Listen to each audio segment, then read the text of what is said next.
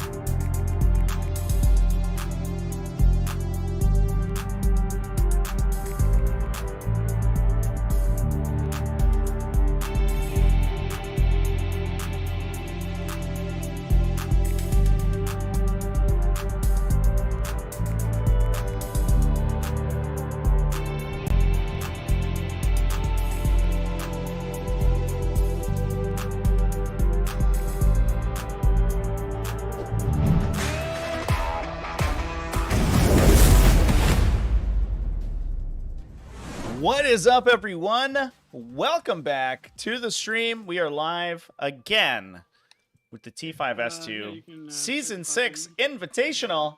We're coming right down to the end of the round of 16 here. We are slowly but surely settling into the matchups for our round of 8.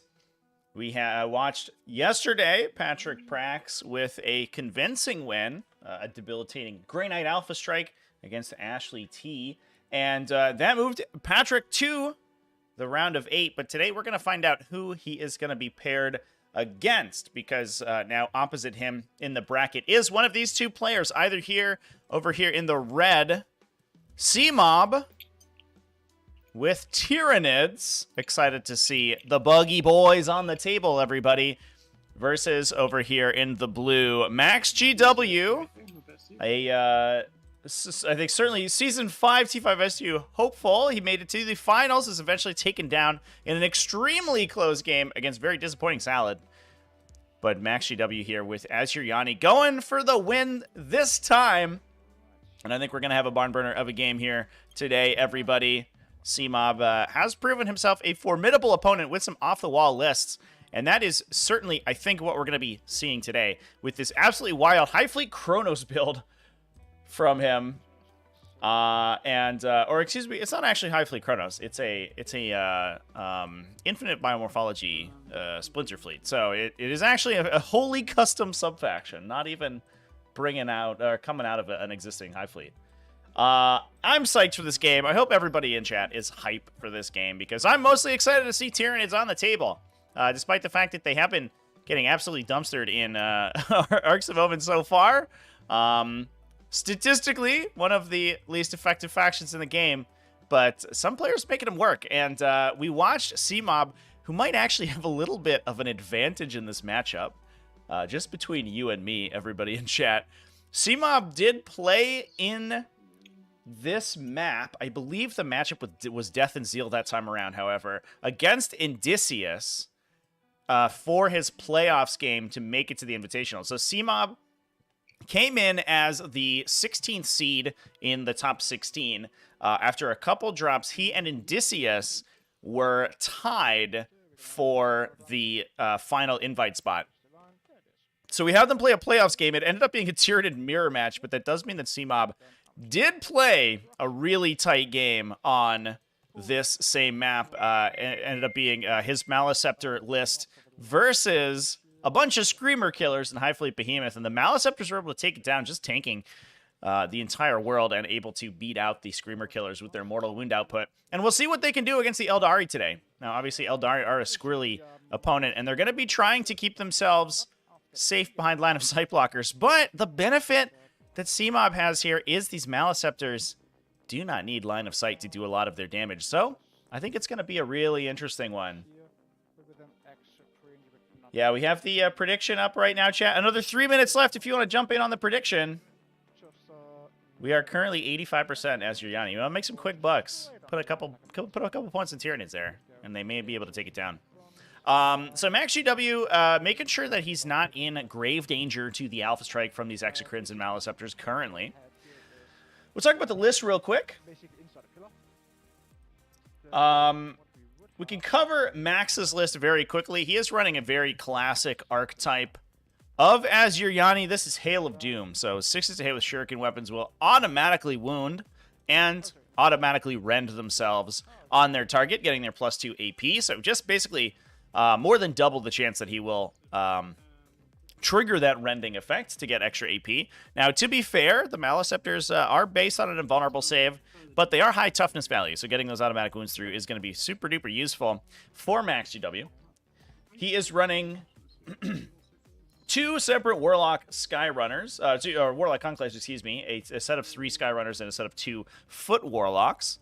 He then has a full tricked out HQ slot in his Arcs of Omen detachment. Behareth making a reappearance, plus a second Farseer, a Mortal Wound outputting Farseer with Doom and Executioner, so doing a bunch of damage in the Psychic phase, plus the Kurnos Bow and Mark of the Incomparable Hunter combo. meaning that the character's 6 to wound with shooting will also generate mortal wounds on top of normal damage, and the Kurnos bow automatically converts those wounds into mortal wounds. So every 6 to hit effectively from that character is going to deal 2 mortal wounds and end the attack sequence.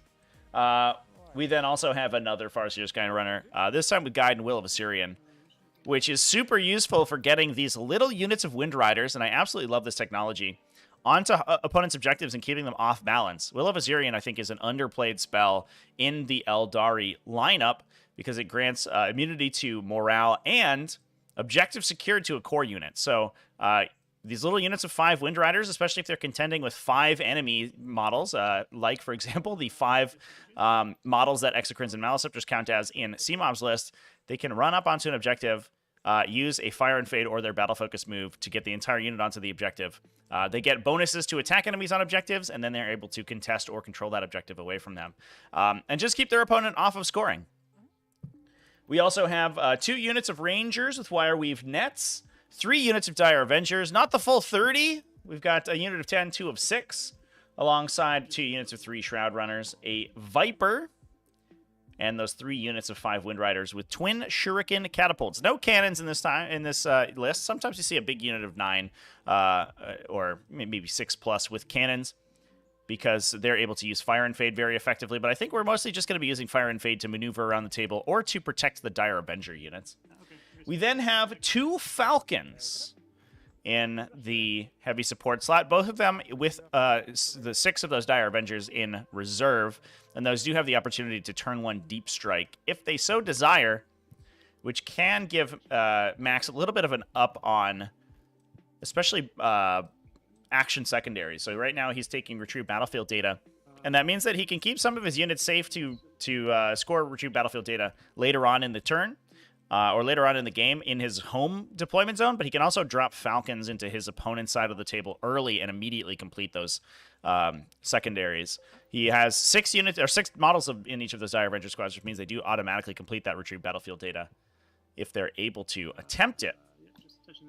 So good stuff. It's interesting to see Hail of Doom back in the saddle for Asuryani. That change to the Fire and Fade stratagem was absolutely huge for this archetype of list.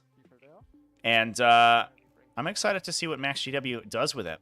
Now, moving over to the other side of the table, I think a little bit more of an off-the-wall build is going to be Cmob's Tyranids today.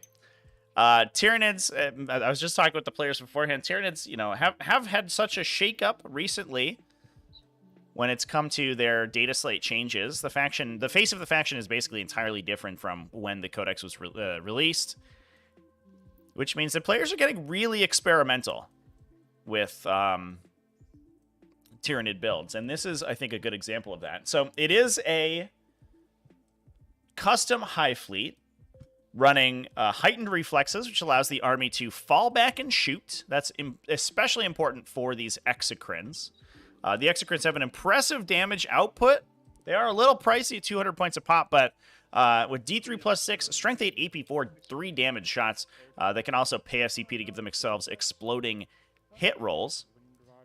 But the downside is that weapon is Blast. So despite the fact that they are monster keyworded and they can fire while in melee, they can't do it with blast weapons, and the only weapon that they have is blast, and their melee output's not that great. So, that heightened reflexes just gives them the ability to effectively fall back and shoot. So they're going to be able to, even when engaged, even when some of these little tiny Eldar units come up and touch them, they're still going to be able to contribute to the game meaningfully. We then have Territorial Instincts as the other one. That one is going to be granting all of the monsters in the list, which is the vast majority of the list, objective secured, and everything above 10 wounds counts as 5 models, so that is all of the monsters. So we are using Arcs of Omen to its fullest extent in this list, not taking any troops whatsoever. Leave them at home. Who needs them? And instead, we're going to be focusing on Gene Stealers, and we're focusing on the big monsters that can provide objective secured. And that's one trend that we've been seeing a lot in Arcs of Omen, where a lot of players have been moving away from the standard troop builds and moving towards these builds where they can source objective secured or source their utility units more efficiently, taking units that are more statistically optimal. So, you know, compared to most troops options, these big Exocrines and Maleceptors do phenomenally more damage and are massively harder to kill. So why not basically use them as your troops? You know what I mean? We then also have in the list 3 Neurothropes, a list after my own heart.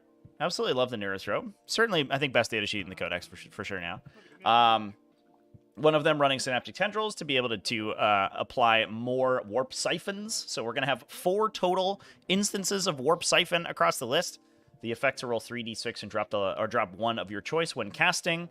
And also the Residence Barb on that one. We then have Alien Cunning on another Neurothrope to make it objective secured and count as 5 models. So it itself is also OBSEC. The last one just as a naked little Neurothrope there. Then, interestingly, a little bit of a throwback. We have a Winged Hive Tyrant in the list as the Warlord, running Adaptive Biology and the Maw Claws of Thyrax, which I think Cmob's going to be pretty happy with in this game. Maw Claws do give it full wound rerolls in melee, and every time it destroys a unit, it's going to get +1 attack for the rest of the game. And given that this is sort of an MSU style of list from MaxGW, that means that the damage output of this Winged Hive Tyrant, if it's able to kill multiple units over the course of the game, which oftentimes it is just going to increase dramatically as the game goes on. Adaptive Biology also makes that guy pretty tough to kill, and as we've seen Cmob use this Hive Tyrant in the past, he's mostly just going to be a huge nuclear missile. He's not the tech utility piece that he used to be pre-Data Slate, when you could overrun him multiple times, so he would slowly sandpaper your opponent's army away and then run back to safety of Tyrant Guard. Instead, he's just going to be trying to go in, get strats dumped on him, and do as much damage as physically possible the turn that he commits, and then force his opponent to overcommit on the swing back. If you do not kill this Hive Tyrant, and he gets the opportunity to heal with rapid regeneration, to get additional attacks with Maw Claws of Thyrax, he becomes an absolute nightmare to deal with. So your opponent has to kill him the turn he commits, and that will oftentimes he represents just enough of a resilient target that he can keep the Maleceptors going for 1 more turn. Not to mention the fact that the Hive Tyrant himself is actually very fast, and he's also a 12 wound monster, so he counts as 5 models for objective secured. So for at least for 1 turn, he can sink your opponent's home objective, or one of their forward objectives, just by killing everything on it and obsecking it away from them. We then have 5 Gene Stealers in the list and 3 Maleceptors, as we see deploying in the center of the table here. A single Pyrovore for utility, and 3 Exocrines, one of them with Voracious Ammunition to do mortal wounds after shooting, and one of them with Dermic Symbiosis for an invulnerable save. Good stuff from these lists. How are we looking on this prediction, chat? 94% in favor of Eldari. Hot damn. I think that's not an unsafe bet, but those people who are who voted for Tyranids are in for a big payday if Cmob ends up pulling this one out. And I'm rooting for him. This list is very, very spicy, and this is probably certainly one of the most unique lists that we've seen registered for the Invitational for a while. We've seen some really cool lists during this Invitational. Not only we've seen a couple of different Asuryani builds. We've seen Josie's Necrons, which she played to an absolute phenomenal level in her game against Beef Supreme. And then obviously a couple tiered lists that are pretty interesting. All right, roll to go first. Lose this roll, that would be grand.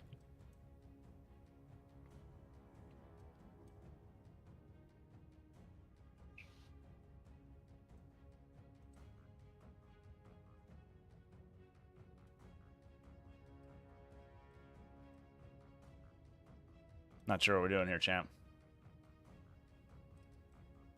Taking some time off, I guess. Want to take a quick moment before we get into the game to thank the sponsors of the T5S2 Invitational. I got some Strands of Fate over here. Strands of Fate is not a sponsor of the Invitational, I would like to point out. But GameMat.eu makes amazing table topper mats, as well as 3D terrain, which is awesome. 3D6 Wargaming. If you want more 2-dimensional stuff, makes incredible neoprene accessories. Not only the little objective markers that you see here, but also getting into terrain templates as well, especially for things like the US Open terrain format, and some other additional accessories like command point trackers and things that just make your games of 40k easier. And last but not least, VoxLink, which is a new community building app that's going on to Kickstarter next month.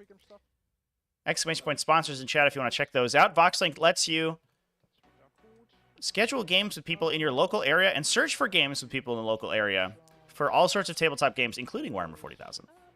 Very excited about that one, because I think it will make interfacing with new communities outside your normal game store and finding new events and new people to play with so much easier. And I'm excited for that. That can only improve the game. Shredrunner. Not you. Shredrunners. Come here. Come here, mother. Once you go to your pre-signed position. Over to here. Here. Over So here. MaxGW very carefully ensured that he was not going to be in line of sight of any of these exocrines. Although, to be fair, Cmob's exocrines are keeping very far back. Strategic reserve. Phantasming the Rangers into reserve. Into my No sense in losing them immediately, and it does look like Cmob is going to be going first here. like so. You actually deployed further back than you did, so that really needs to respect that too much. So right away. Taking a quick look at the secondaries these players have chosen. Cmob in for no prisoners. Now, I believe that the count for no prisoners on MaxGW's army is exactly 99, which is a very canny list composition because it forces your opponent to only be able to score 10 on that. But given that Tyranid secondaries are not the greatest thing ever, and especially in a list that's focused on dealing damage in the psychic phase, there's not a lot of options for secondary objectives for them, so we're going to be taking that 10 and hoping for the best. Assassination is a similar selection here. A little bit of a downside over Cranial Feasting, since you won't score points off killing, for example, those Dire Avenger Exarchs. But killing those models with psychic powers is just as good as killing them in melee if you're taking regular assassination. I think it's going to be a little tough to get in to grips with the Farseers and Behareth in the back over there. Behareth especially is very difficult to take down. So Cmob's kind of hoping that he's going to crush through his opponent. Warp Ritual being the last one. This one allows the Neurothropes and I guess the Hive Tyrant potentially to perform a psychic ritual in the center of the table within 6 inches of the middle. Which does mean it has to move out a little bit, but behind the cover of the Maliceptors, it should be fine. And that can score up a maximum of 12 points. So I'd be a little bit worried here for Cmob that his secondaries are a little bit low scoring, but a similar thing might happen to MaxGW over here, who is taking behind enemy lines, so he's going to get 3 points every turn he can get a unit into his opponent's deployment zone, and will get an additional bonus if he's able to do that with multiple units or with troops. Retrieve battlefield data, so like we talked about before, performing the actions in different table quarters to score up to 12 points if he gets all 4. And bring it down. Now, I believe in Max's ability to score big points on Bring It Down. I think that's probably a given. But the Retrieve Battlefield data going second could be a little bit awkward, since obviously he doesn't get the opportunity to turn 1 Deep Strike these Falcons in his opponent's side of the table, his opponent's territory, immediately. I wonder if we're going to see these Gene Stealers sort of maintain kind of a close formation here to prevent Falcons from coming into this side of the table. So I think the real question is how hard Max wants to commit, because he can just give away units using his movement and Fire and Fade to get those behind enemy lines points. But if he does, obviously he will be giving up points on no prisoners. But he is also capped at 12 on Retrieve Battlefield data, so theoretically that and Warp Ritual will probably mutually annihilate. And it comes down to who can score the combination of behind enemy lines and Bring It Down versus no prisoners and assassination better. Not to mention the primary objective control, which both these players have really, really good tools at holding down those objectives.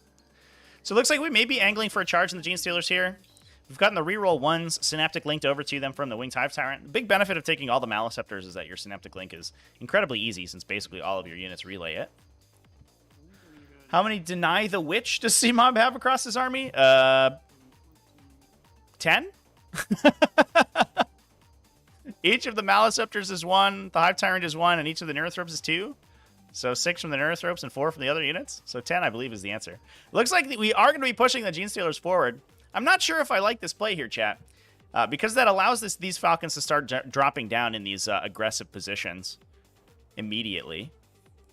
But it does mean that we could knock out a Wind Rider unit, and that Wind Rider unit is currently threatening a behind enemy lines.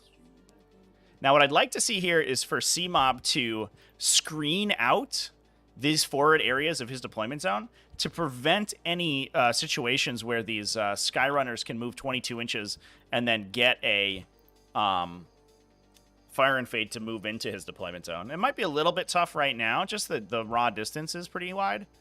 Although I think we might be able to do it. Looks like we're a little bit out currently. Those Wind Riders will move, I believe, 29 inches at maximum. So if we can kill this unit of Wind Riders with the Gene Stealers, that will prevent them from scoring that secondary on the first turn. And that is going to make it a little bit tough to max out. Obviously, the other benefit to Cmob here is that if we see Falcons drop in kind of aggressive positions, that does mean that Cmob can just reciprocate with his Exocrines. It's unlikely he loses an Exocrine to a Dire Avenger squad, and the Exocrine gets to pick up either the Falcon or the Dire Avenger squad in the swing back. Which will just score Cmob half points on no prisoners, which I think he's pretty happy about. Maliceptor's moving up to obsec those objectives away. Now, we should talk about the core function of the Maliceptors currently in this list. If you haven't seen them in a while, because they have been they've been reworked several times over the last couple months. The big exciting part about the Maliceptor is its Psychic Overload ability. So every time it can manifest 2 powers in the Psychic phase. And you can buff them with things like Warp Siphon and the Neurothrope Imperative to be able to grant it +1 to cast. Every time the result of that psychic test is 7 or more, it will deal mortal wounds to the closest enemy unit within 12 inches. Line of sight agnostic, so it fires sort of indirectly. Ooh, aggressive move here from this Neurothrope. Oh wow, okay. We're going for the Warp Ritual already. This is the unbuffed Neurothrope, so Cmob will be a little bit sad if this one dies, but it's at least not the ones with the Warlord traits and relics all over them. Those ones are sitting back here. Yeah, he has the Obsec one noted down. The other one is the Resonance Barb one that has +1 to cast. That'll have his support powers on it. So that means that the damage output of the Maliceptor in melee it's appreciable, but it's not that exciting. They either have 3 Strength 10 AP4 2d3 damage attacks or 6 AP3 2 damage attacks.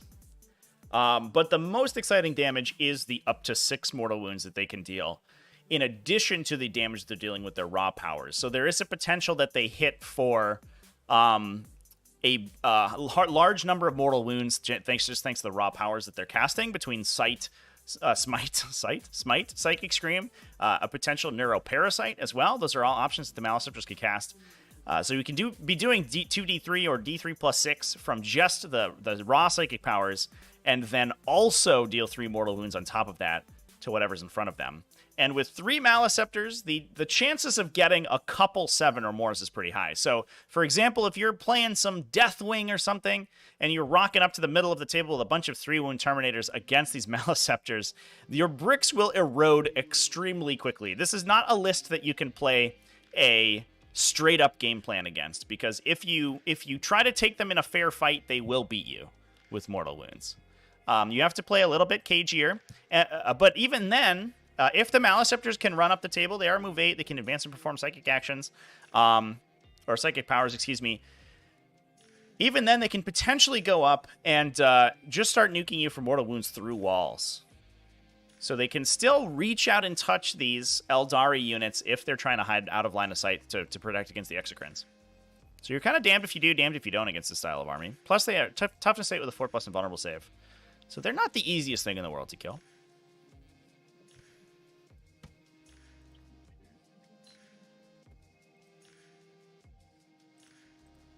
A 7? That's true, chat. It is a 7. Nurgle's number. It's because there's such a pox on the metagame. What a diseased unit, you know what I mean? Yeah, absolutely crazy Tyranid list, chat. And I think really, really creative. I want to give Cmob the credit for that. Super duper cool list. And already he's 1-0 on stream, so, you know, undefeated. Maybe he can maintain that record. Last IRL Yanari versus Gorgon Tyranids. Farseer kept rolling double 2s! Oh, no. Poor guy. Hopefully that doesn't happen to Max here.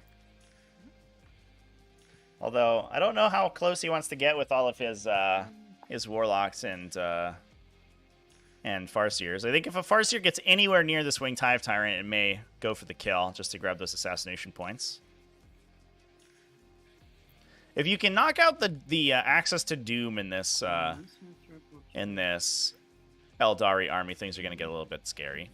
The other benefit, obviously, is that Tyranids, or all the Maliceptors, do throw out that Shadow in the Warp. So if you're trying to cast offensive powers on them, you are automatically going to be at -1 to cast. And that just makes it much easier for the, you know, we just talked about it. There's 10 denies in this list, and that makes it much easier for the 10 denies to stop you from getting your buffs off against them.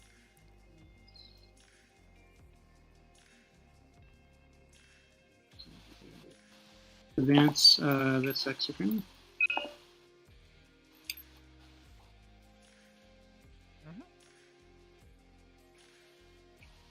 Okay, so running real fast.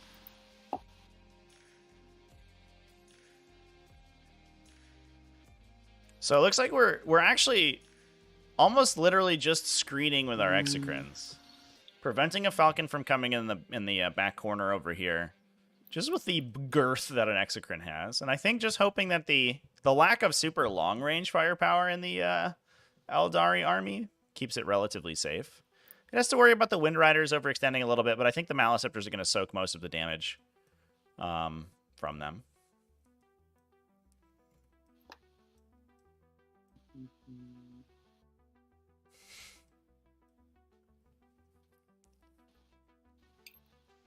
I think I'll just say here. Remember when Maliceptors were like 40 points cheaper? I do remember that.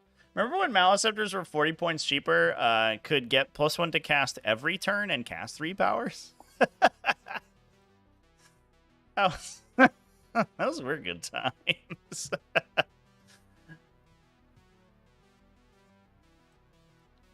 That was a lot of damage that those guys did.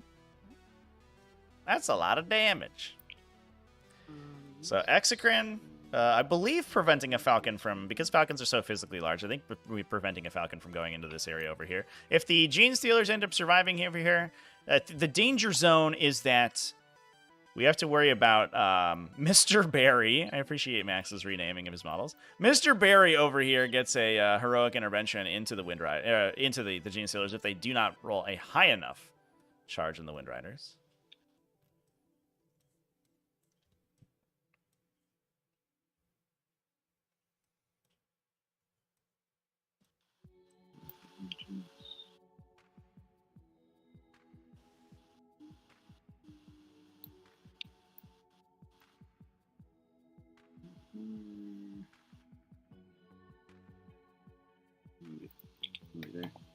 Yeah, just to, is there a line through this piece here? Like, I think there is.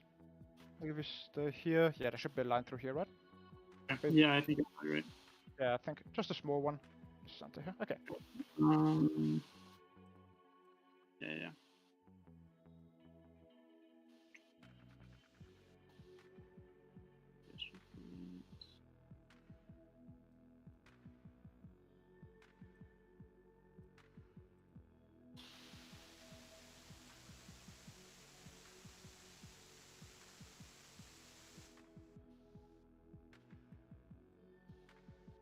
Let's see. Okay, he might go the other way. Certainly don't want to allow a deep strike in your back line over here. That would be pretty disastrous. No, it's fine. Yeah, he'll be there. Okay. So we got that. Go. So good coverage so far. It's on to Turkey. Okay. We'll do an onslaught from the north over there. And that goes off. So Gene Stealers can advance or can charge. Yeah. We'll do a catalyst from the guy in the back. Once it goes off. Yeah, I also have absolutely no denies that are in range of your psychos, so you just go ahead with everything. It's gonna go here. So the defensive buff's going down. Okay, so Tim.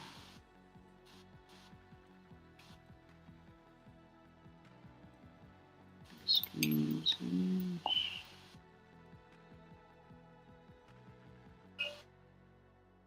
It's just out. Doesn't look like any offensive powers can get off this turn.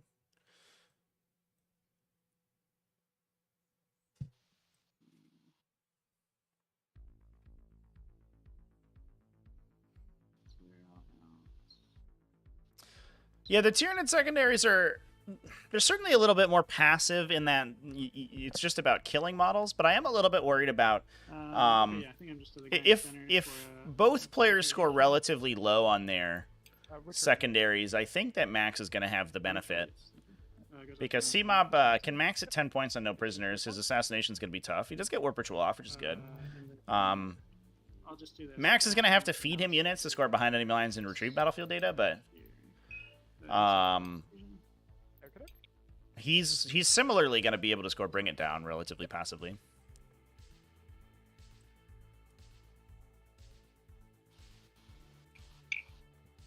Okay, I think that's my second phase. I think I have any shooting, so we'll go to charge phase. Start of the charge phase, I've spent 1 CP for Wirewave Grenade from the Shroud Runners. So we're going to throw the grenade from the Shroud Runners on the Gene Stealers. I rolled a D3. Scary part is that the Gene Stealers are only 1 wound, so the mortal wound is going to be brutal from this. Okay, this is not it. It's only... I don't have to target them. You can just do it. Yeah, exactly. It's any non-flying target within 12 inches, so there's no way that you can. Okay. I was thinking it was a targeted thing. Okay, cool. So, 2 mortal wounds and -2 to charge. Oof.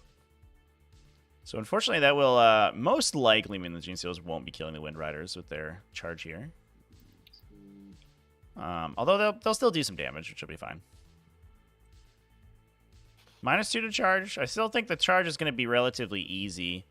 But again, getting out of berries, Heroic Intervention is going to be the tough part. Yeah, I think they're just going to Although, in fairness, if the Gene Stealers phase cap berry, that might be worth it for them.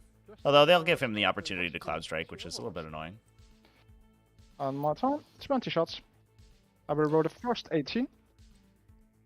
Oh, wow. We're going to Overwatch with the Wind Riders. Oh, my God, dude. 24 shots, 7 sixes, and those will just automatically wound. Sorry, Gene Stealers. Yeah, they auto wound. That is unfortunate for them. And that wipes the unit. Well, you know, at least they ate 2 CP from the Eldari, and that is actually like that is a reasonable trade. Beautiful. I guess that's over you. It would have made the charge a little bit tougher to get out of that Overwatch. Might have been worth it to just throw the Gene Stealers maybe around this corner and try to charge around here rather than going directly through. But again, when you're dealing with the Wireweave Grenade, reducing your charge distance is a little bit awkward. I think I honestly would have liked to have seen the Gene Stealers to sit back and screen for a bit, but they mostly will just die later on in the turn. So eating 2 CP from your opponent is actually not that big, not nothing of a trade, especially because that reduces the amount of like fire and fades and lightning fast reactions your opponent has access to. Don't need it. And not away from you. Right. So Hive Tyrant's a little bit exposed here. Can potentially get tagged by some Dire Avengers. We'll potentially not clear that. That's fine. If you go back 8 inches, you will never ever get here. So we're perfectly fine here. Just quickly checking where my stuff needs to go. In order to live a happy life and prosper. So we do want the second this unit here. To be like so. And then I would need the second unit to be here as well. And if you were to go here, you would be here. So the Falcons here, then we would have the rocking the D3 plus 3 Falcon damage already pulse laser, 6 right shuriken cannon shots, and 4 shuriken catapult shots as well. Did our Avenger squads be in range of the Royal Rains? Yes, we are. Lovely. Or excuse me, just they've replaced the shuriken catapult shots. So 9 shuriken cannon shots. So I would be a little bit worried if we are able to get any offensive powers off of the Winged Hive Tyrant and just clip him out. That could be brutal. A little worried about this aggressive positioning on the Winged Hive Tyrant. No. You can be further here, you can be further here, and you can be like so. And then we can tighten you up a bit. Soften up, boys. Yeah, you go here, you go here. So, and then we have the weapons correctly turned, of course, because that's what you do when you're pro. Ah, this guy's a bit off. We can take you further back.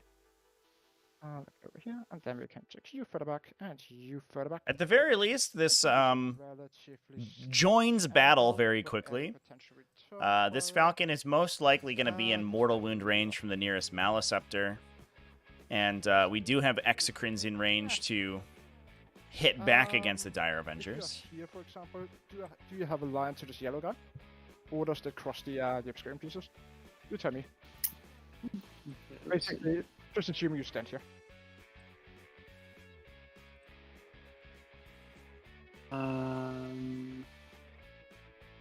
Looks like there's barely a line there. Okay, so we have to do it slightly differently. So, and he just goes further back, and that should. Yeah, you're good. Yeah, oh yeah, there's a corner there. Yeah, you're fine. And then you will just go like so. Turn yourself a bit, boy. Just making sure that we are 24 inches away from the Exocrine, the other guns, perfect, and of course in range of the Flyrant. And so basically everyone here wants to have a line to the Tyrant's tail, and then the Falcons would be in range of the Exocrine as well. Just in case we do better than expected. Cool. So they will arrive a bit later on. I don't really... That's a strong drop from Max. He will be able to get his retreat battlefield data back there, but he also has Dire Avengers and Rangers threatening a strategic reserve onto the top left side of the table as well. Shroud Runner's moving forward, so it looks like we're going to be trying to get a Fire and Fade into them, or from them. That looks a little bit... I'm not sure that will be possible. And then quicken you. Oh, we're going to go for a quicken. All right. Fair enough. Get them all up in there to get that behind enemy lines. And then we have the question whether it is worth it. It is. It actually is. We'll have 1 Exocrine, potentially 2 Exocrine. 8 inches, goes like so. We can do this. So we can limit return fire to 1 Exocrine. That would be fine. I do need guides over here. Just here. And I would need the other thing over here. That's not gonna happen. So we are at a 16. Not quite getting to the Exocrine. Not quite getting. Let's see whether we can bracket him and whether we can potentially charge him. But if I do that, nah. We're simply going to move 22 inches. Over here, just stay outside of engagement range of the Malice. So we're going to be pushing super far forward. Move block a lot of the potential avenues into the center. And I wonder if the Quicken here is going to place these Shroud Runners in the middle to prevent any attacks going back onto these Falcons. It's a relatively pricey screen from Max. Each of these units is almost 100 points. But it certainly is... If it allows him to keep his Falcons alive, it's certainly worth it. We just have a 14 right over here. Here comes Barry for the cheeky shoot and scoot. Maybe a charge. Nah, it absolutely has no... There's no point. You don't have power access, but I don't have a charge roll. What would it be? A 5-inch charge. We can come back to this question later. All I want in the meantime is a line. Kingdom for a line, which is just gonna go over here. Gonna take these proud Shroud Runners. Gonna have their little tip sticking out. So they can only see the Maleceptor, and then we're just gonna battle focus them Right, back in a bit. Okay. Just using a minimum roll of 1. That should be fine. Pyro War can't come in my home quarter for a turn. Could only arrive later on over here. Switch up for the table edge here. This guy's pretty far Oh, off. sorry. Yeah, sure. Just tell me when it happens. Let me just do this a bit. We're all fine here. Should make a stretch So, to Overwatch with a that's smite from the Maliceptor. that looks good. That would be very good. None.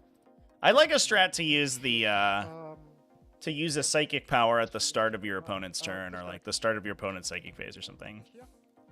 So you can, if your faction relies on defensive psychic powers, you can use them to withstand alpha strikes. I think that'd be really cool. There are some weird ones where you could like deep strike in your opponent's turn or something, which would be weird, but. From right here, 12 inches to the other side is behind this wall. So we can't be overloaded from here. So we just have all of our Windwater friends here. Just going to, after the noses, going on to the evil Maliceptor. I wish you played this a bit more aggressively, but what can you do? I do have to get Max this. over here. I wish you'd made terrible mistakes. I wish my opponent had played worse, but that's okay. Now these Wind Riders are going to be looking for a lot of 6s here, as we just saw. Max pretty good at rolling 6s. But he does have basically he has opportunities to wound both on the hit roll and the wound roll. So if he has abilities like Doom or Guide active, then things go pretty well for him. Yeah, I think that's worth it. Just pushing for some extra 6s. So these guys just go like so. Then we're just gonna move the Warlocks within 18 inches of the Shroud Runners. Yeah, there are a couple effects that come into play at the start of each battle round. I think like Ironstone is a good example.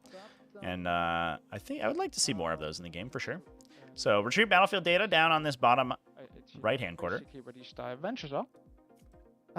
So with the 22, how do I have to adjust this?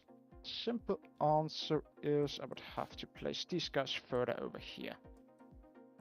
So if you were gone, then could we get the brick? Can we get you within 22? We cannot. That's fine. So need to get you within 24 inches. So it looks like, I think this is the Doom guy. So if we can get Doom onto the Winged Tyrant, that's going to be absolutely brutal for Cmob. I think it becomes very, very likely that the Winged Tyrant goes down. Now, that model does effectively have about 18 wounds.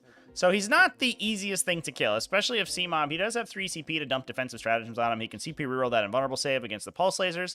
He can transhuman against the Pulse Lasers also, to try to prevent those pulse lasers from going through. Looking at our Strands of Fate dice, we have a lot of hit rolls available, but those are only useful, only super useful, I should say, for the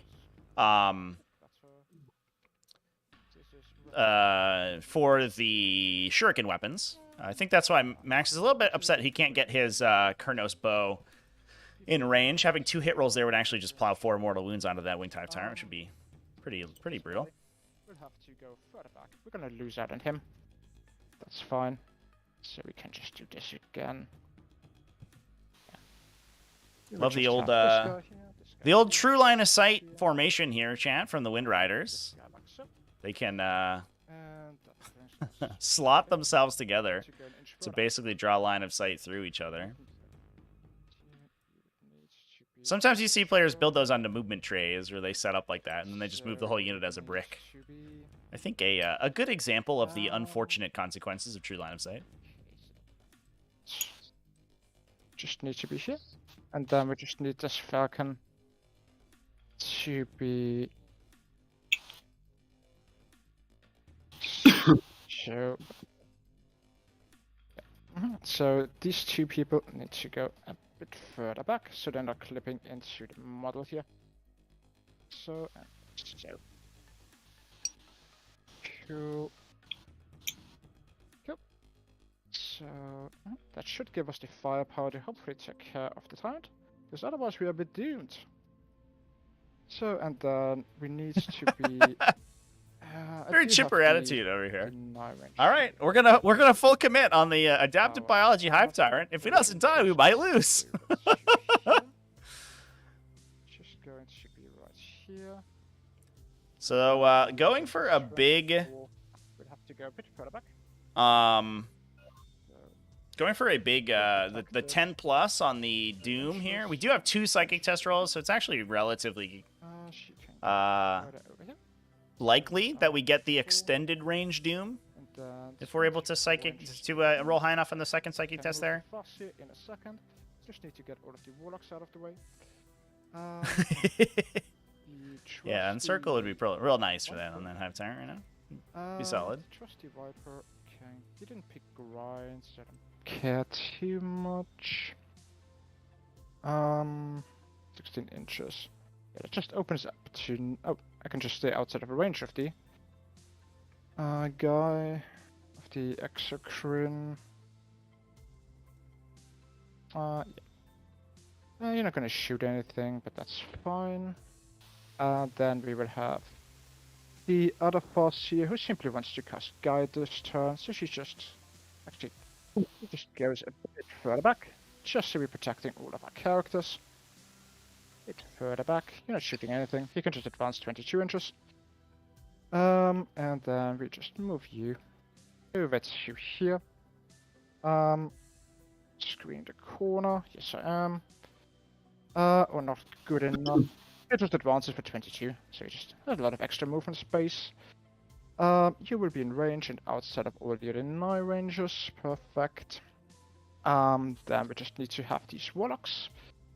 Is there any way? Yes, we might as well give it a try. Might as well just give it a try. They're just going to zoom over here. Zoom over here, yeah. Just need to be within 18 inches for the debuffs. Maybe they are relevant. And staying an inch away from the outer side, of course. Because we don't want monsters to actually play with us. Then we just move the rangers over this side here. Over this side here. At any point I can't shoot anything anyway. So... And I don't get an angle through here, so there's no point doing anything fancy. Yeah, he can't arrive right now, so we're fine there.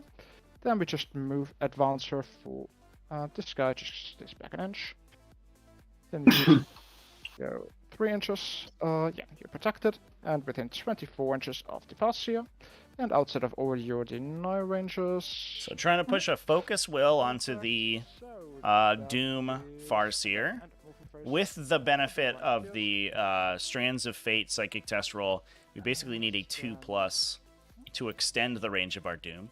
And then we will a little scary. Starting with White Agnes in the back. She is gonna cast Faithful Divergence, goes off, gives me a CP. Then she's gonna cast Focus Will. That fails to go off. Might need to immediately use that CP reroll here. Fun fact that is actually more important to get Doom off. Yeah. I will, funny enough, CP reroll that one.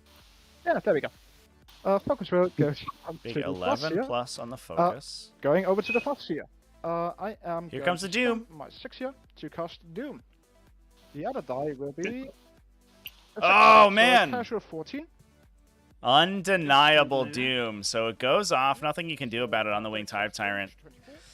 Oh, this might get dicey, chat. I think there is a significant chance that the Hive Tyrant gets murdered here by this enormous deep strike in the corner. Automatically pass Quicken. Will they blow up? They do not. But we quicken our friends, the Shroud Runners. So they will go up to 22 inches, just advancing again.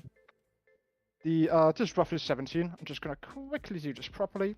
I just need to prevent you from actually moving.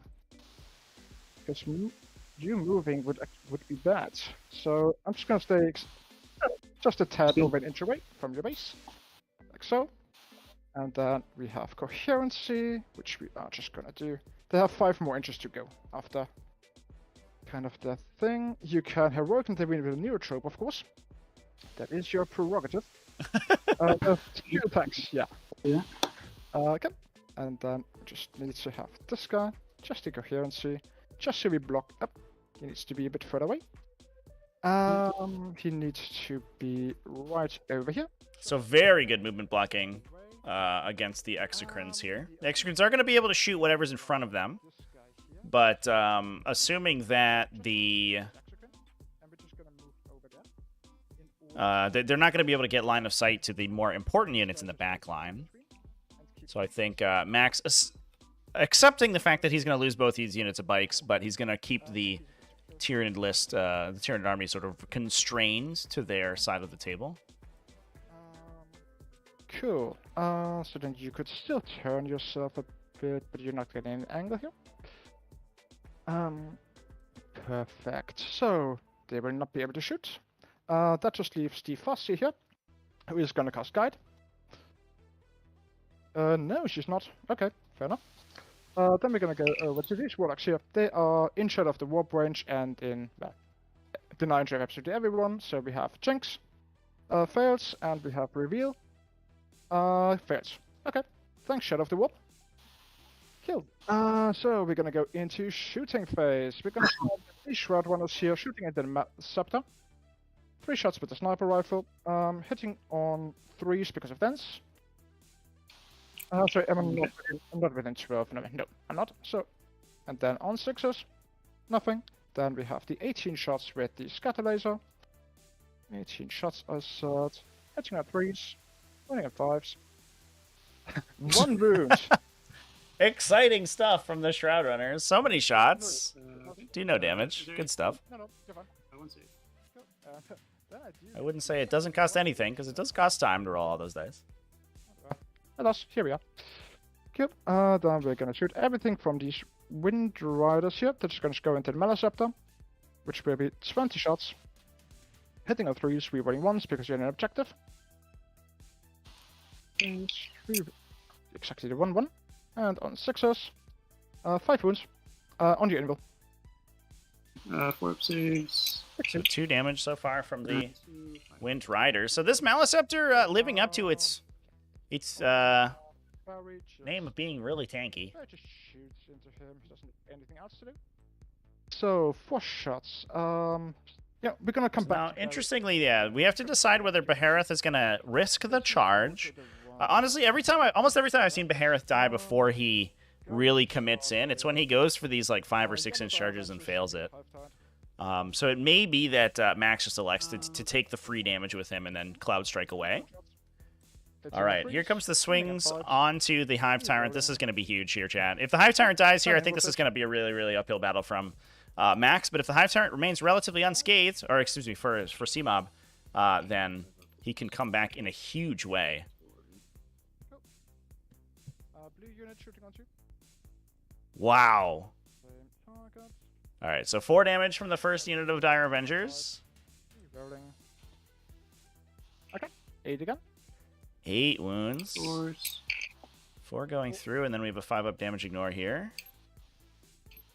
5s. Only 2 damage from the second one, so he's half dead, but we still have to survive a Wind Rider unit and the 2 Falcons. 16 guys that can shoot. 16 attacks that can hit on 3s. And on 5s. Re-rolling. 4 more invulns. 4 up 2. What's the range here from the Wind Riders? 5. What's the range from the Wind Riders? It should be 18. Oh, sorry, it was 1 out of range? 2 out. I think 2 are out of range. Oh, 2 out of range. You want to just cut it in half? Or should I roll again? That's fine, yeah. So I'll take 1 instead of 2. Okay, perfect. Oops, sorry. I thought I had that measured out, but Yeah, that guy was like 20 inches away. I'm cheating. Going to the Blue Falcon, shooting everything into the Hive Tyrant. Which will be 6 shots with the Shuriken Cannons. Sorry, 1 second. This is the Falcon. Yeah, so I think we're going to the Blue transhuman Falcon, here, I would imagine. Give me the clock for a Transmidman? second. I'm going to think about transhuming. Yeah. So, I think these are the only high impact shots remaining on the table. Everything else is a high volume, low impact. So I think you have to drop the strat here to try to prevent these Falcons from converting.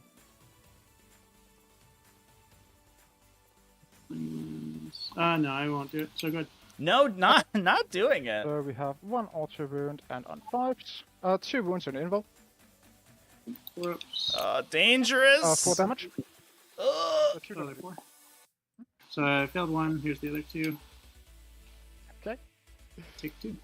Yep. Then we have the 2 big shots. Down to 3, is that right? Yeah. Ugh. Yeah, they're not worth it and berry. I'm just gonna auto hit with them. So dropping the auto hits from the Strands of Fate. Second one.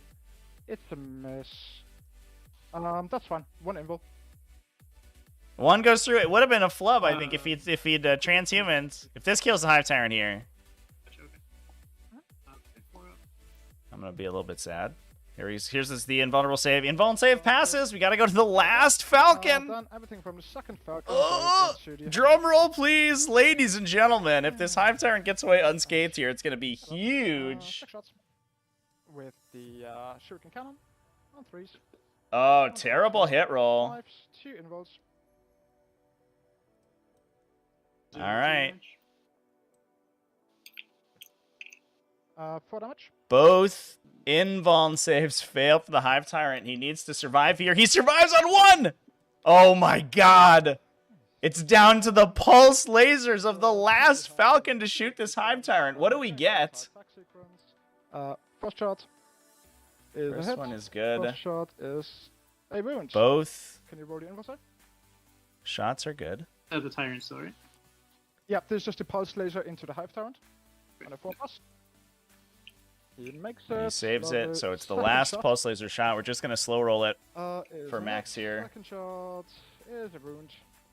Oh my god, he would have taken no pulse laser wounds if he had transhumans. Oh, he makes the save! Well, Hive Tyrant survives, ladies and gentlemen. We have a game. Oh my god. My heart is in my chest right now. In range of the mouse Cmob got a little funky here. Got a little risky. Didn't drop the transhuman. Saved himself a CP. He's like, it's fine. I'm gonna be okay. And I think this Hive Tyrant's just gonna try to lay low a couple Eldar units. He doesn't even need to potentially leave an Overwatch yet. He has Paroxysm out the wazoo in this army. We can set up an easy synaptic link at whatever the Hive Tyrant charges and prevent it from overwatching. And so I think, I mean, I don't think this means like the Hive Tyrant now lives for the rest of the game. I think it's going to be killed almost instantaneously next turn. But it does mean that it will trade for a unit, most likely. Because, especially because Cmob has 4 CP that he can use to fuel that thing. 4 shots,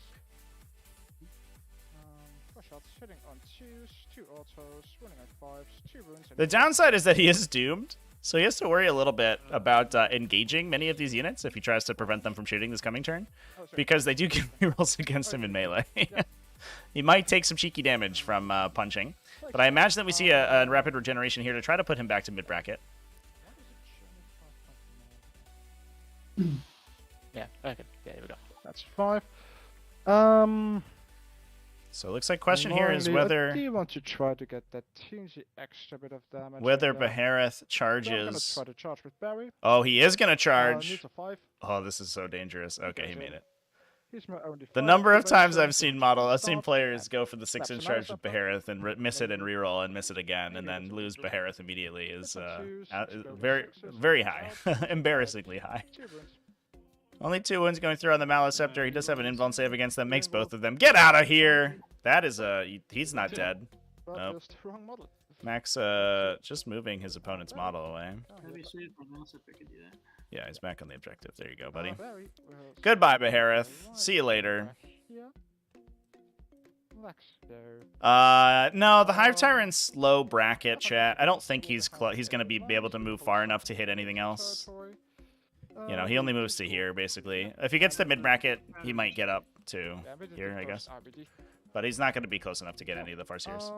That is the end of my turn. Unfortunately. Yeah, that was, I mean, big damage was dealt, right? The Winged Hive Tyrant has been set up for failure. He's gonna be killed this coming turn, and we're gonna lose access to Synaptic Imperatives. Cmob now has Top of Round, so I imagine he's gonna immediately call the Neuroscope Imperative to make use of it. so that he can just deal maximum mortal wounds this turn. If the Hive Tyrant goes down, that is the Tyranid Warlord, so he will lose access to Synaptic Imperatives after he dies this coming turn. So the other option is that he just tries to keep the Hive Tyrant alive, but I don't think that that's the way to go, honestly. But otherwise, we did 4 damage to a Maliceptor, and that was it. That was all we did. A lot of CP spent for Max. Cmob just sitting pretty at 4 CP. He even has a cheeky Pyrovore that can come in off a table edge. Might even drop the Pyrovore in the corner here to prevent a strategic reserve in his backline. Not to mention that Pyrovore is kind of scary to Wind Riders. If the Wind Riders don't die in the Psychic phase, the Pyrovore will just pick up the unit.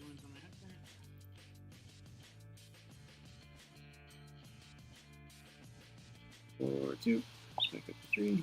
So, did not top bracket or mid bracket the Winged Hive Tyrant, but puts him to 3, so it's unlikely he gets killed in melee by Dire Avengers, which is good. So, there's a benefit there. Yeah. Yeah, so then we'll do what This game's gonna be real silly, chat.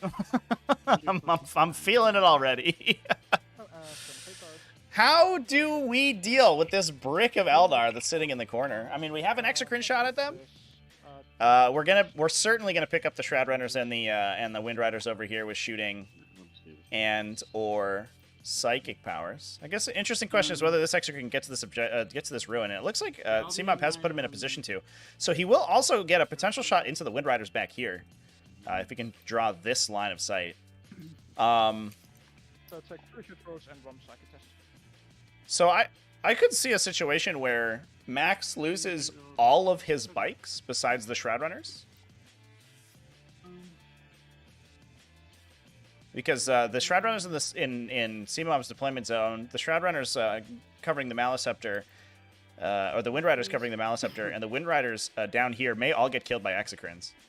And then this last Exocrine could maybe pick up this Wind Rider squad, especially if it uses the strat to explode 6s and ignore the dense cover. And then if we can get some Neuroparasites, some Smites, and melee from the Hive Tyrant to kill one or both of the Dire Avenger squads, the Winged Hive Tyrant gets pulled down by the Falcons and the Farseer.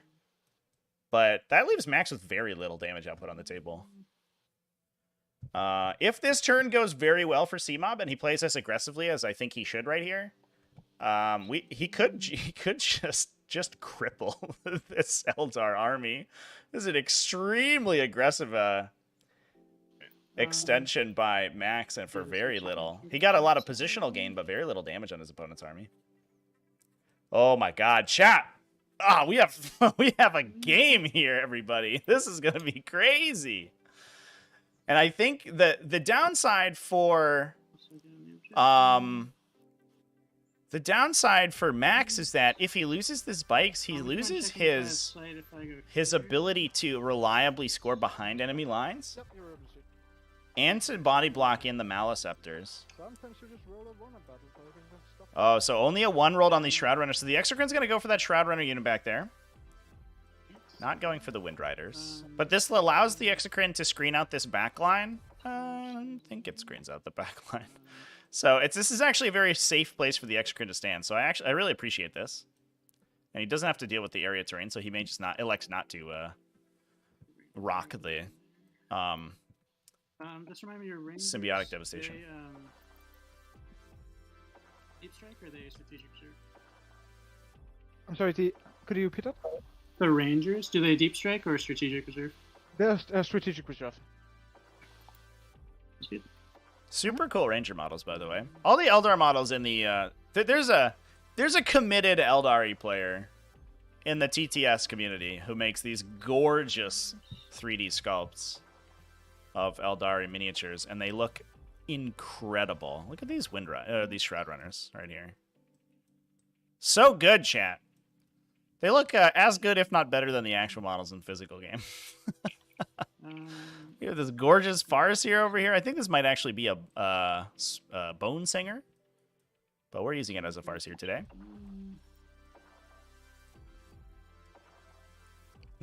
This is the Warlock Pedestrian Gang, the foot team of Warlocks. Oh my God, chat. Good stuff. Yes. So did we get a declaration of imperative? I don't see an indication. Second, 1 second. Oh, he did, yeah. We are using the Neurothrope imperative this turn. He's put it down. He's placed it on the table. And especially, this also means that if the Winged Time Tyrant survives through the Eldari movement phase, which it should, it will also get a +1 deny and project Shadow in the Warp across this basically entire table quarter. Which can potentially really muck up Max's game plan. Unless he just kills that guy with mortal wounds before he gets to deny anything.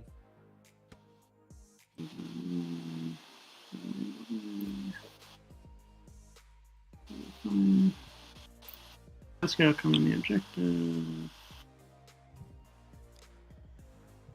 I love this Neurothrope over here. Just Can, classically waddling around the table, sort of asking for somebody to shoot him. Makes it really awkward for the Eldari to actually hit that guy, because they have a tough time battle focusing over the wall in the back here. And if they want to move up with the Shred Runners and get the optimal shots into him, which would be the scatter laser shots, the AP0, high volume AP0s is what you need to kill Neurothropes. You have to get so close in order to get around Lookout Sir from any other units being closer to them that you probably don't escape. So you just trade a unit for the potential that you kill a Neurothrope. And even then, the Neurothrope probably doesn't die because it has an incredible save. Yeah, turns out, chat, Neurothrope's still real good. Plus, they can heal 3 wounds every turn in the Psychic phase. They just an absolute nightmare of a unit to deal with. I think if you're playing Tyranids and you're not running multiple Neurothropes, you're doing it wrong. Hive Tyrant is running away, chat. What? I don't hate this this game plan here, but I do think. Oh, hello. I do think that Max will find a way to kill it. I think we just have to use the Hive Tyrant as a beat stick for 1 turn, and just accept that we're gonna lose out on the Maliceptor imperative later. Scaredy cat. Did we roll in advance for him? Oh, no, he's still bottom bracket. Yeah, he's not really going anywhere. I think the only way forward is forward here, my guy. You gotta go get him. Gotta worry a little bit. We do have a Forewarned being represented from the Farseer. If this Pyrovore drops on this side of the table, I think the Dire Avenger unit might just drop 2 CP to kill it so it doesn't shoot them. Cool, yeah, I'm just considering my movement here. Straight up Mikey! Welcome to the community. Exclamation point Discord in chat. If you haven't joined our Discord already, we play there all the time. We've had a bunch of new players lately, so I think we might do another new player event pretty shortly here. Over in the Discord. But that's where most of our games go on that I live stream. The Dire Avengers here also, don't worry about.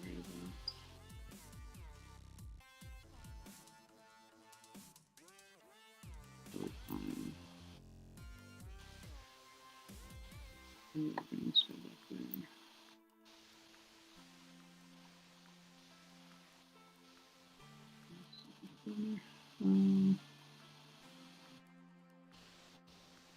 So taking a look at our Strands of Fate here. 3 hit rolls in the chamber for Max and a Psychic test. That might be he might want a couple 6s on saving throws here just to keep like the Falcons alive, for example. But that might be a perfect brace of Strands of Fate dice, because he's gonna be able to fully power the Kurnos bow. The Kurnos bow right now can just rock 6 mortal wounds currently if he drops 3 hit rolls into it. He also has the Psychic the Psychic die to potentially confirm another Doom, another long-range Doom out of the Shadow in the Warp against the Maliceptor over here.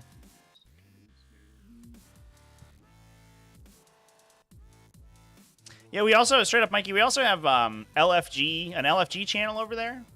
And I know there's always people looking for games, and if you're looking for people to play with, we have a reasonably strong casual community. I think most of the people there are relatively competitive. But there's also a bunch of people looking for random games just to try weird stuff out. Commander Shasha beat Guard 95-70 with Knights. Thought you were about to be tabled and somehow won. That does kind of feel like the Knights' MO. Every time I lose to Knights, they always have, like, no models left, but their secondaries have maxed out. Well, would you mind checking if your Diamonders fit in there? Or I can, do you mind if I... in this corner here? When the Power comes in? No, I don't want you. That would be... I need my CP for other things. I was wondering if your Divengers fit in this corner. Yeah, anything within 18 inches can shoot for 2 CP. As long as it's within... No, he's talking about strategic reserves. That's what on your turn, you got the Divengers. I Over wonder here. if they fit in the corner. Yeah, this is your table edge, so I could only... I cannot arrive in this part, basically. But the Divengers are deep strike, right? Or no? No, everything is in strategic reserve. Oh, they're not. Okay, okay. Yeah, those were the guys that were phantasmed into strategic reserve. Sorry, misunderstood that. I see, okay. So I don't need to deep strike this. Alright, so I'll just leave this guy up here.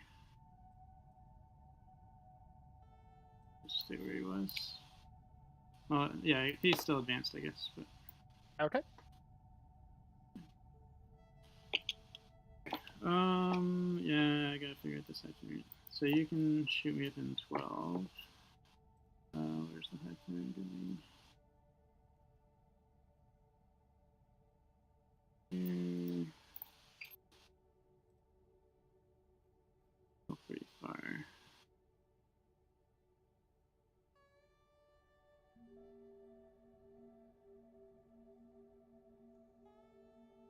Yeah, we don't have to worry about that strategic reserve right now because they cannot yet be set up in the opponent's deployment zone once it comes to Max turn.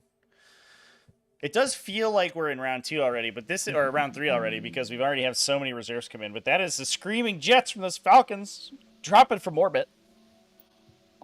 The strategic reserves have yet to come on. That starts happening this turn and finishes up next turn.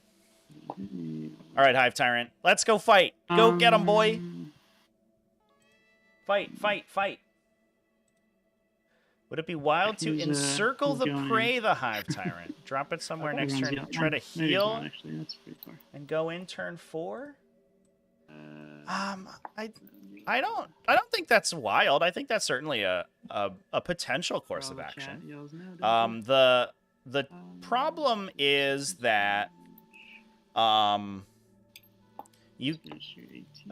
don't believe that you can heal, or I guess you can heal the turn you come down, right? Okay. But it starts to be very CP intensive because you have to spend for the encircle, and then you're probably like 2 heals in, and you probably don't even put it. You have to play around forewarned the turn that you come back in here. We are actually just running away right now. I don't think there's a place this Hive Tyrant goes where it doesn't just get picked up this coming turn.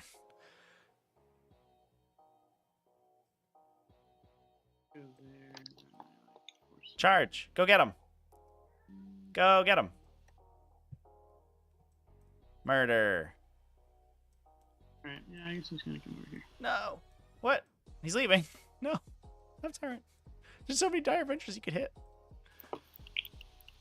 Okay. Exocrine, let's see that. So I think the Hive Tyrant may just go for the Shroud Runners and try to pick them up.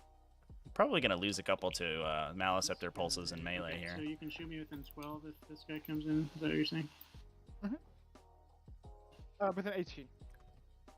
Within 18. Mysterious Guardian Castellan is a go your first competitive pod? Hell yeah, dude. Is that 1 CP or 2 CP? 2 CP. That is the kind of jank I'm here for. That is a jank tank if I ever saw one. Go right at the edge of 18 from. So we're gonna be shooting with an Exocrine and a Pyrovore. Might pick up 2 Dire Avenger squads here, or maybe try to kill the Wind Riders. The Exocrine shots are much more effective against the Wind Riders. The Pyrovore feels okay about hitting the Dire Avengers.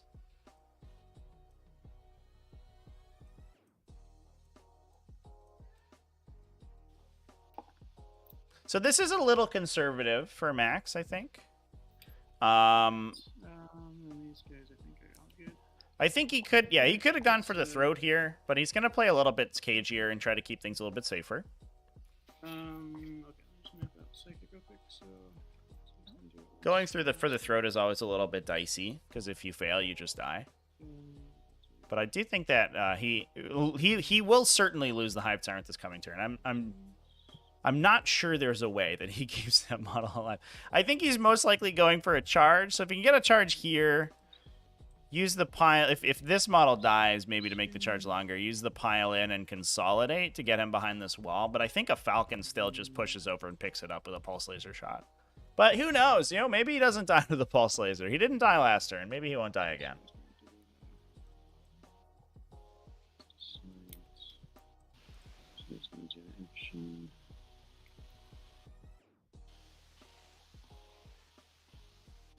Maybe this guy will actually do.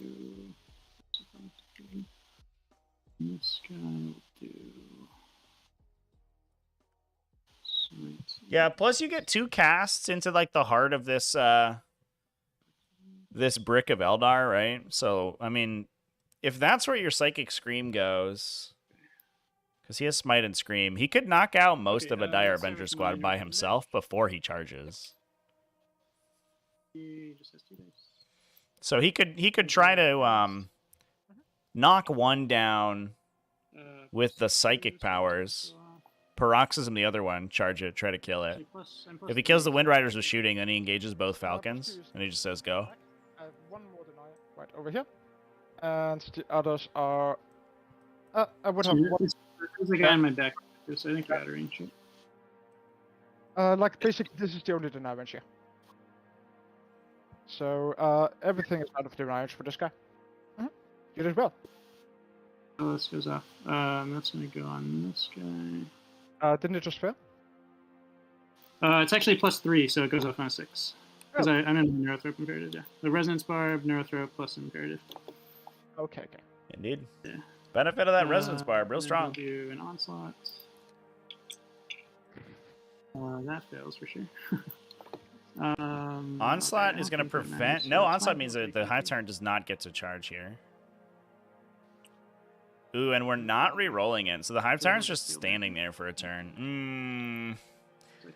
It's all going sideways, chat. Not like this, no. Now we have to kill the Shroud Runners with the smites for the most part. I guess we could just charge them with the Maliceptor too. That also works. That goes up on a 6 + 2 is 8.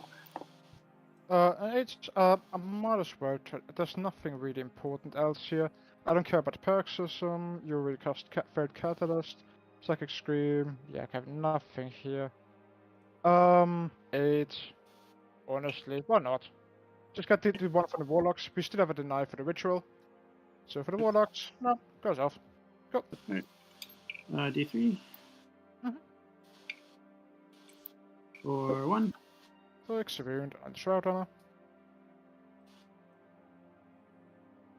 This guy over here will heal wounds. And then... Or I guess... I'll cast the Horror. It goes off on a 7. Yep. I'm not going to deny anything until you cast Ritual, so you just grab Psychic Hat. Put that here. Okay, and then Hive Tyrant will just smite. +1 is 6, so that goes off. 3. Okay, let's go. So this goes back to 4. Okay, we're on to some Maliceptors. Let's do this one here. Neuroparasite.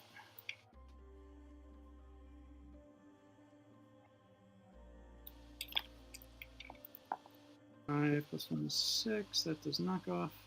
Ooh, flubbed the Neuroparasite. That literally might be worth a CP reroll. Well, I guess maybe not. Oh, it's good against these Wind Riders back here. It's fine. So he'll smite now. There goes the big 7, smite. That's a 9. That will most likely just clip out the Shroud Runners here. Yeah, see ya. So 3 Wouldn't + want to 1 be ya. is 6. Goodbye, Shroud Runners. Yeah, that's why pulling the Hive Tyrant back here feels a little bit superfluous, because that Shroud, there's no way that Shroud Runner unit survives, right? You will do like extreme. You don't need the melee to kill it. The smite damage from this army is so like phenomenally extreme that I think you just die. 4, 2 plus 3 is 5. And heal smite. 5 mortal wounds in the first Wind Riders unit here. And I think we're literally also killing our voracious ammunition exocrine out of range to hit 1 anything. Plus 3 is 4. Don't believe it has lines of sight into the back here. Actually, And the guy in the middle will Line of sight super tight. think I don't think it does.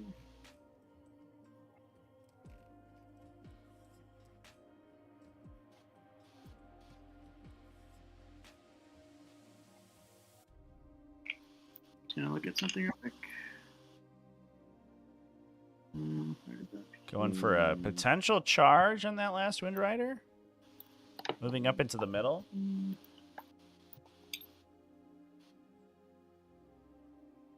Alright, I think I'll leave that guy there. And I'll do my action with the middle guy. okay. Hold on, I might CP this. Because you are in deny range here. Not a great roll on the Neurothrop there. With Only the a plus 2. 7 to deny. Just Or do to cast. Okay, 5 plus Not a great 2, psychic yeah, phase, I can honestly, use from the these. Tyranids right now. Just in terms of rolls. We're going to CP reroll that. Good thing we didn't use it on the Onslaught. And there you go. Undeniable. Get out of here. That's a 12. So, Get Shrek'd. alright, so that should be All right. Warp Ritual ticking up. Slowly but surely, we're getting there. Stream phase. We'll put the Pyrovore into the yellow squad of Dire Vendors. All right, Pyrovore. Time to roll a bunch of shots. Oh, sorry. Pyrovore, the yellow Dire Vendors. Yeah. Can you go? He's got a 2d6, strength 4 profile, AP 1. Only 6 shots. 3. And 3s. Oh, good roll, though. 6 wounds go 7 minus through. 1. Take that on the invuln save. Bam. Kills 4. Yeah, Pyrovore. What an absolute Chad.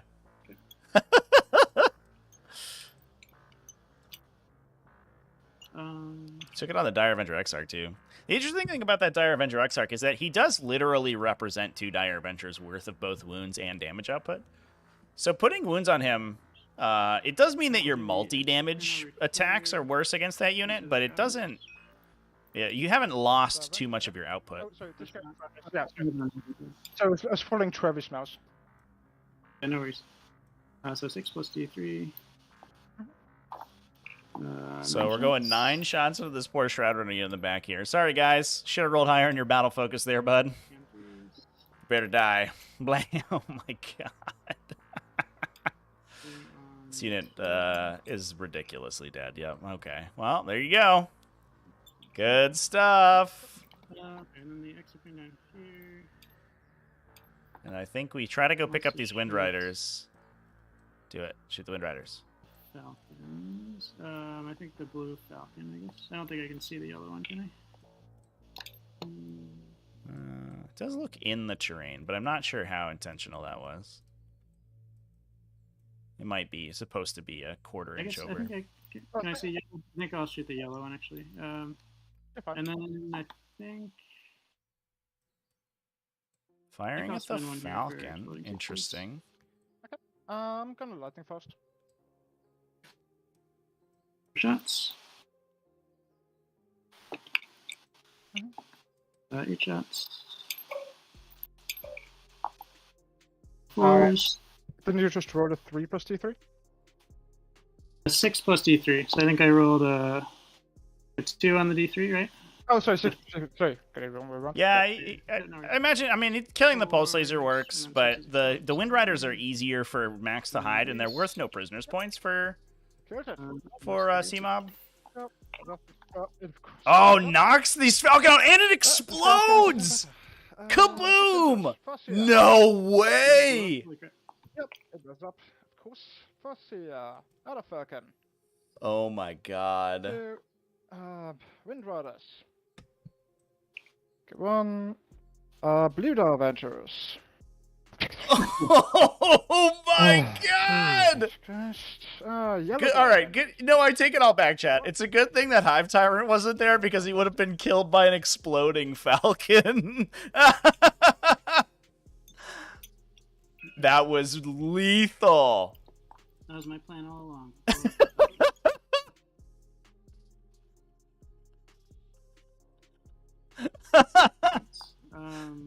That's it for shooting. This game has been ludicrous, chat. Please. I'm gonna charge the mouse up there into that one window.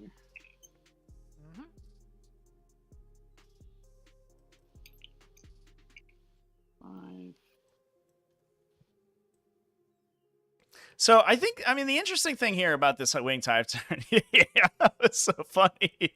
The interesting thing about this Winged Hive Tyrant, and I think the reason that we dropped the exocrine shot at the Falcon there, is that moving it away into a defensive position forces Max, in order to ensure the kill, to overextend on it.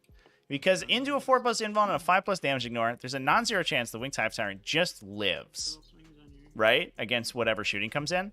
And if you have 2 sets of pulse lasers that you can just fire into it, there's a pretty good chance that 1 hit goes through and kills it. But if you've knocked it down to 1 pulse laser, with transhuman being represented and a 4+ invuln, there's a reasonable chance that the single pulse laser doesn't do it from the Falcons. Maleceptor charges and kills the Wind Rider. I think gonna try to go to the center objective here and dominate that one. Which means Max may be forced to push Wind Riders forward and get and just overwhelm the save on the Winged Hive Tyrant to actually remove it. Yeah, he was more like here. Yeah. Okay. Yeah, I was gonna go just like that, and then You just need to get closer to him though. I was like 0.9 away, so Okay. So yeah. Need to yeah. Yeah, I just wanted to end up on the objective, basically. What are we doing over here? Gosh, what's happening?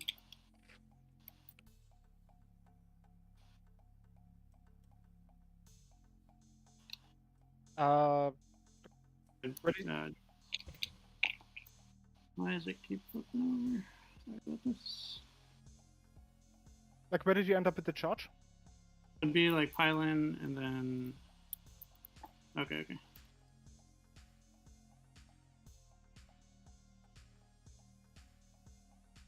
Oh, you worked in 11 for a charge, or? I only rolled a 5 on my charge roll, so. Yeah. Sorry, we're like screwing this up now. Yeah, so intention was to get the Maleceptor onto the objective, and I think Cmob just didn't make the pile-in move. So what he should be able to do is, yeah, because his base is so big, he can push this way to get within 3. And as long as any part of his base is at that closest point, yeah, there he goes, and then he gets to the middle. Done! Protect the Neurothrope, he says. Please, don't kill my guy. Okay, no, I think that's it for my turn. Yeah, there's an element at the tippy top of the lamppost that has a little tiny collider in it.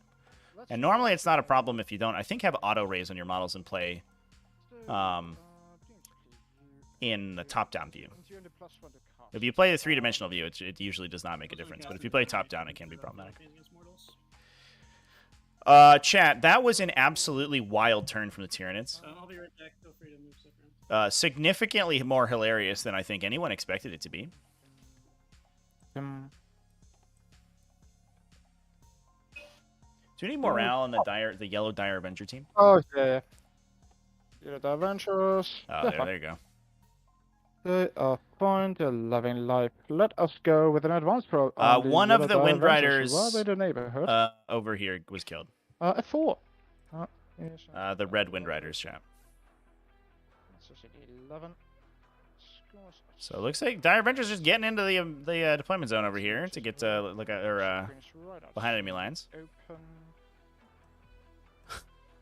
Not fantastic. We could go in. What a here. what an absolutely monstrous turn. I'm curious to see how this play with the Hive Tyrant works out, chat. If that Hive Tyrant had gone in, with how much damage Cmob did in the shooting phase here, and obviously he doesn't know he's going to do that much damage with that exocrine. He could have potentially clipped out almost literally everything in the stable quarter and contested the objective 4. If he'd killed the Wind Riders and, well, I guess the other Falcon would have been on there, so it probably doesn't contest objective 4. But he can certainly, I think, kill all the Dire Avengers and the Wind Riders and tag both Falcons, almost assuredly. So I'm curious to see whether or not this play, this very defensive play with the Hive Tyrant ends up working out for him. I think Cmob's got some plans involved. So some more Dire Avengers popping in. They're going to be able to draw some lines of sight to the Winged Hive Tyrant, so I think we're just going to try to shoot that guy.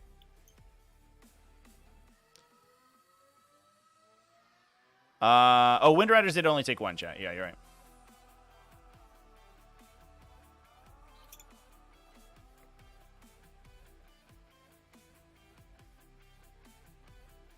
So let's see if we arrive here. Turn of weapons property, of course, we don't overhead.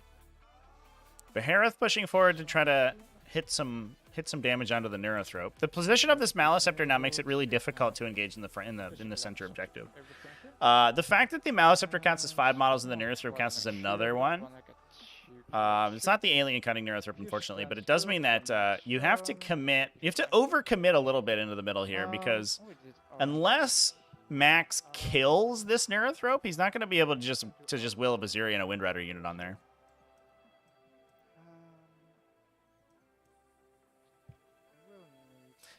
Yeah, the Tau vehicles explode with sort of an inexplicably impactful explosion. The Asuryani ones are a little bit more restrained in their detonations. You'd think Eldar like crystal technology would be a little bit safer for use, but no, we killed a bunch of people with a just detonating vehicle.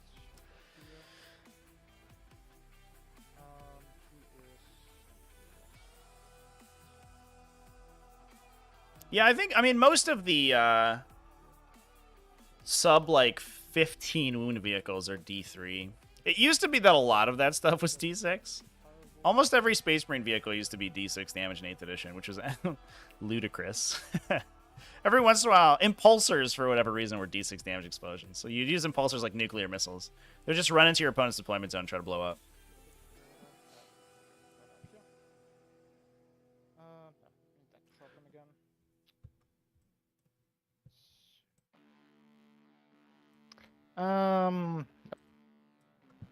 Not gonna do that. I'm just gonna have these 2 guys here. The other 2 just gonna trail back to the objective. So we have that done. Then it's gonna be. So we have a couple small hits to go into the Pyrovore. The big unit, I think, has the opportunity to hit the Hive Tyrant or the Exocrine. The Exocrine is super charged up. I think it's unlikely it gets killed here. It is representing basically a tougher profile than that Winged Hive Tyrant even, because all of these hits wound on 6s instead of 5s. Except from the cannons. And then it has a 5+ damage ignore on top of that and more wounds. That's not enough.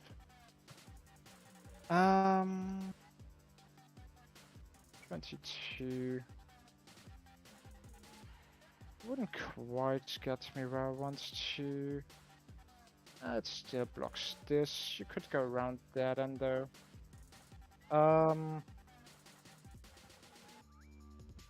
Would need to block this position here.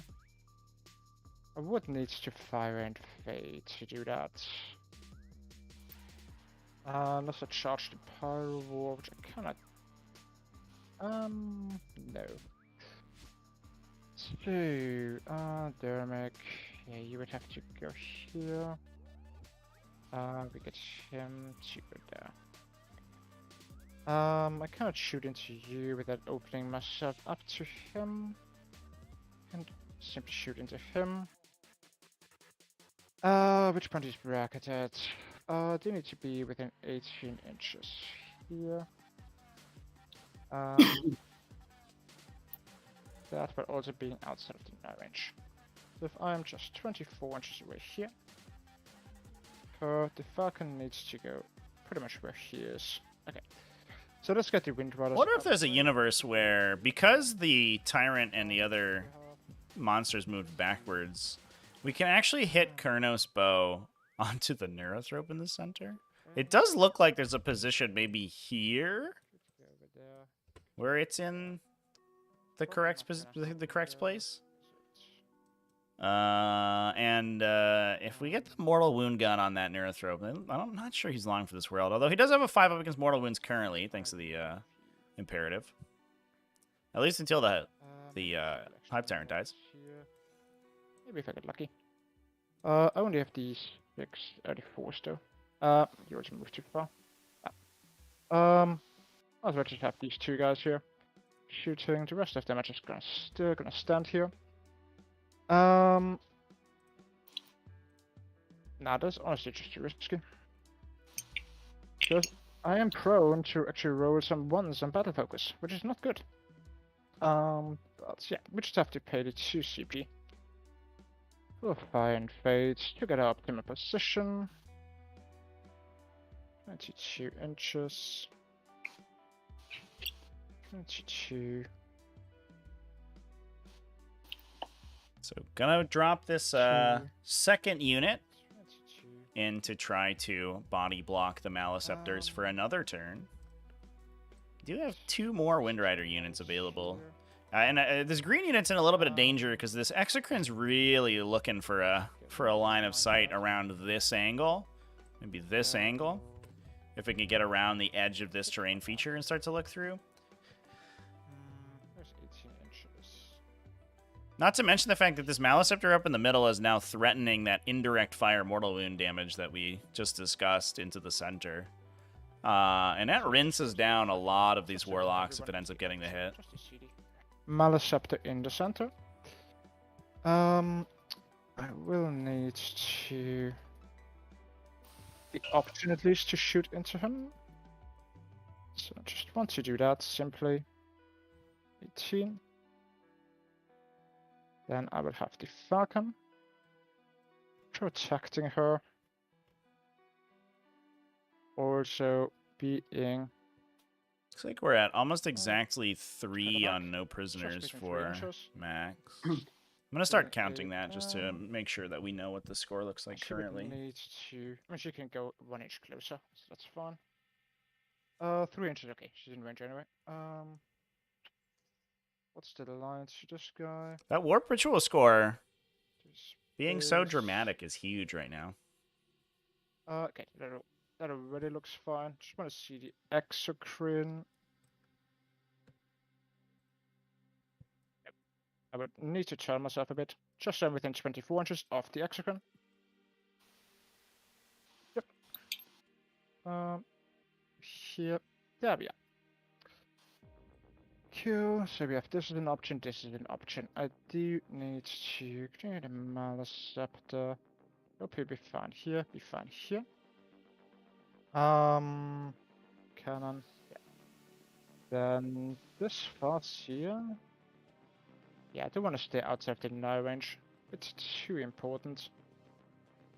To get guide off this turn. Yeah, I'm gonna do this one more. Small. What's up?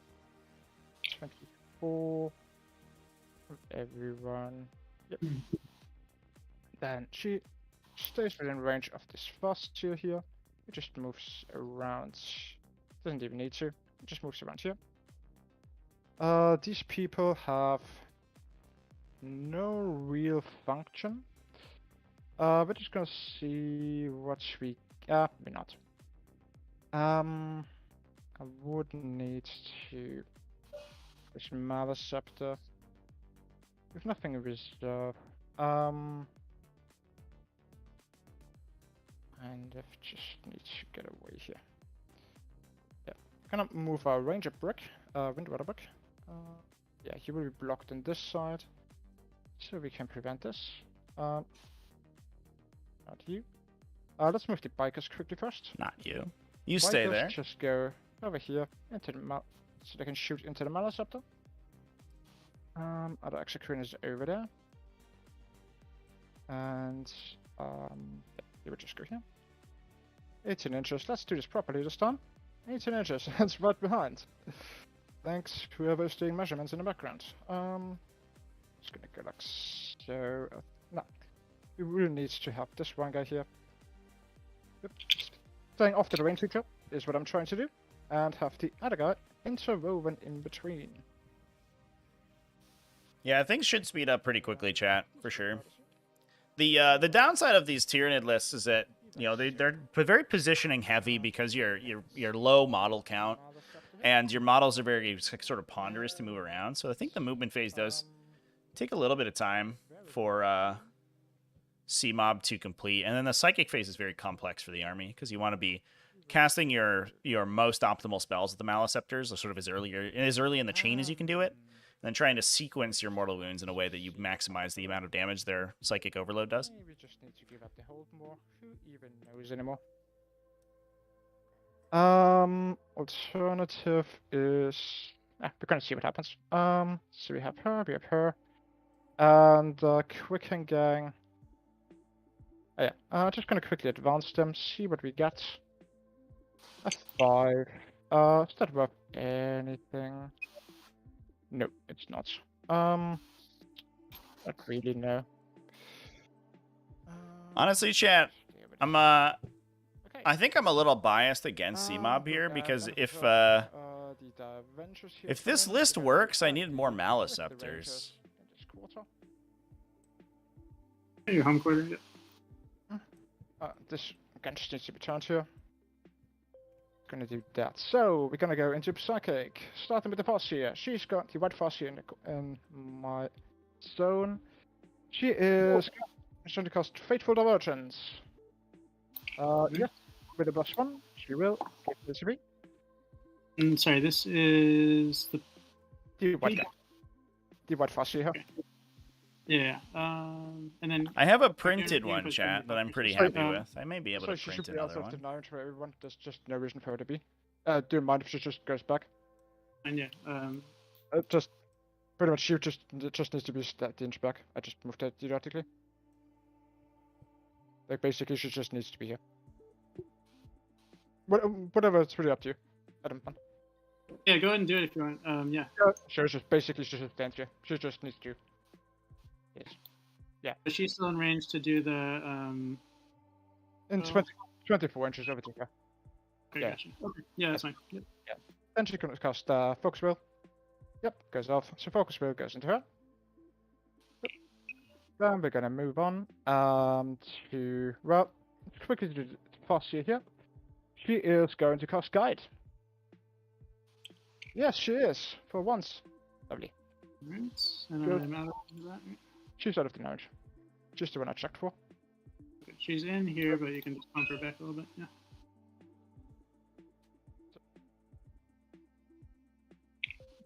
That's good. Yep. And then she's gonna cast Will of Asuryani because why not? We're still on the Nearthrope Imperative so far, chat. So the +1 deny and 5+ damage ignore against mortal wounds. Then, so that's her done.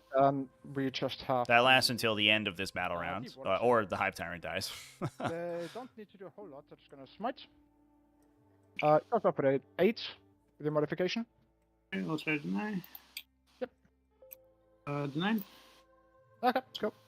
Then they're just going to cast. Nothing else does anything. Funny enough, no, nothing else does anything, so we're just going to move on. Which is going to be the Fascia here, who is going to start off with a smite. Alright. Goes off with a 9. She's with an 18, so yeah. So 9 becomes an 8. So I'll try to deny. Oh, look at these denies. denies, chat. Oh, Absolute So Chad. then we're going to cast Doom. I'm going to use my 6 here. And the second have die focus is a will 2. go on, so that- So it'll be an 8 plus 2, a 10, minus 1 is a 9. Okay, So it we'll doesn't try get to the deny. extended range Doom, but we are in range of the Maleceptor. It fails the deny. So that, hold on one sec. It could be a CP reroll. Just need to hard roll a 9 for Cmob to get it. 2 CP. Yeah, it's a little dicey though. He This loses is a his 20 defensive 18 abilities inch, in the 18 inches, yes. in the psyche phase. So basically, he would be protecting this Maliceptor, but there's not a huge amount that's going to shoot it. It's just the all these shuriken catapults over here. It's kind of unlikely that it That's fine, you can have it. dies, but it will be significantly wounded. Goes on the Of course, unless Max rolls as well as he did last turn and does So that stone is nothing so to it. done. That is Plague Coast done. We're gonna go into shooting. The two blue guys that are in range to shoot So into that the was power not the greatest psyche Exarch phase in in this the world. card, shoot into power. Okay. 9 shots, because the Exarch carries 2 weapons. Hits on 3s. Lovely. 5s. Battle progress. Big nothing on the 1 Pyrovore. inch. Those guys are Gonna roll on that. deceptively tough to kill. These games, it doesn't really want to. We're gonna do the Viper shooting into the power with his shuriken cannon. Viper's going 3 into shot, the Pyrovore hits as on well, 3s, not hits on dedicating the 3s. cannons to shoot the Hive Tyrant. Just the 1 wound, -1. 4 up. 6 damage. Clips it for a couple. Into 3. Okay. Then we're gonna do the 2 yellow die Avengers shooting into the power. This Pyrovore is really 6 tanking shots. with the best of them here. Hit on 3s. And wound on 5s. Hey, there we 3 go. at AP4. That should knock it. Good job, Dire Ventures. We got there. Does he explode? He does not. Okay, go. Moving on then, the Falcon has exactly 1 target, which is the Exocrine here. Just gonna shoot into it, because why not? Sorry, 1 sec. So let me just look at your. Give me the clock for a sec. Yeah. You have 3 hit rolls, but no wound rolls. Yeah, so I think considering a Yeah, I'll go ahead and transhuman transhuman, against okay. the Pulse Laser, because we're not going for the Hive Tyrant right now. So 2 big shots, Do you have a reroll in the bank still? 1 wound. 1 goes through. D3 plus 3 damage if it fails, which it does. No. Go ahead. You can roll Yeah, that. there's no other debuffs on this model. I think we just take it. Only 4 damage. He ignores on 5s. 4 damage. Okay. 5 ups. Takes 3. The shuriken cannons. Hit on 3. 1 hit. Oh my god. Nothing. Fantastic shooting. This dice is down, going Falcon. really poorly Reroll for plus Max damage. here. That was a bit nervous, it seems. All of the Wind Riders shoot into the Hive Tyrant.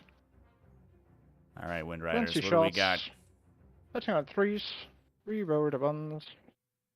Wounding at 5s. Ooh, that's 6 a good emeralds. hit there. 6 through. We have a 4+ Um, invulnerable save against the high AP because these are all rending. 5 of them,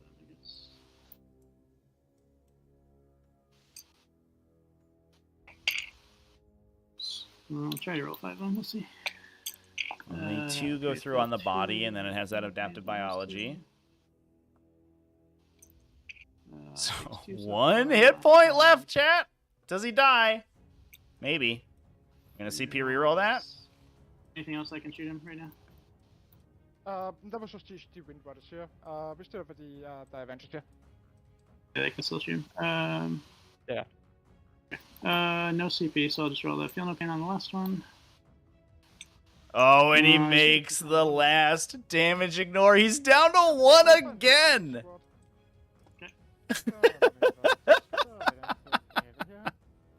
This Hive Tyrant refuses to die. I guess, I mean, this is the other benefit of this defensive play with the Hive Tyrant is that you just, I mean, like we said, you just force your opponent to dedicate all of their shooting into it. I definitely expected that Falcon to try to go for the kill there, but keeping itself safe from the Exocrine definitely makes sense. This is a little dangerous. The Hive Tyrant may intervene if the Dire Avengers fail to kill it. Which is a nuisance. Here we are. Let's go over here quickly. We're gonna do the Warlocks, shooting 12 shots into the Maliceptor. So 12 shots, hitting on 3s. I wish Wounding. I had Cmob's Just 2 green. experience with winged Hive Tyrants. I've found that anytime mine gets attacked, it gets vaporized. But Cmob's Winged Hive Tyrant just refuses to go down. Couple damage onto the Maliceptor in the middle. 6. Two over here. Just go 5. And just go 3.5 and 1.5. 2 over here. Then we're gonna head and just do all of the Windwater shots going into the Maliceptor. For 20 shots. Hitting on 3s. Reroll the 1s. Wounding on 6s. And the Doom terms are rerolling. Right, for 6 wounds. It's a solid hit on the Maliceptor. Okay. Oh, and there we go. The dice suddenly start to come back in Max's favor. 6 damage on the Maliceptor. Bam! From the Wind Riders. I think Cmob has had good dice so far this game. Max is due for a little bit of luck. We just have to see what this big brick of Dire Avengers in the back here ends up doing. Okay, so that's that part of the battlefield done. Yeah,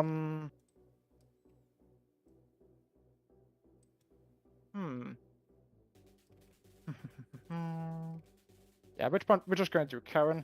Just going to shoot in the Maliceptor. I'm just going to basically I just go through the attack sequence for each of the attacks. First attack is a 6, so 2 mortal wounds, and the second attack is 2 mortal wounds. I just want to see whether I need to spend the third one. So basically 4 mortal wounds after the first 2 attacks on the Maliceptor. You just roll your Feeling of Pain. I'll just kill. He doesn't have Feeling of Pain. Oh, didn't you say you have a 5-up against mortals?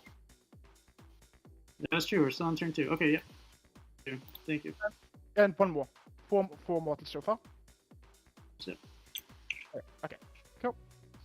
So we don't need to spend the last die.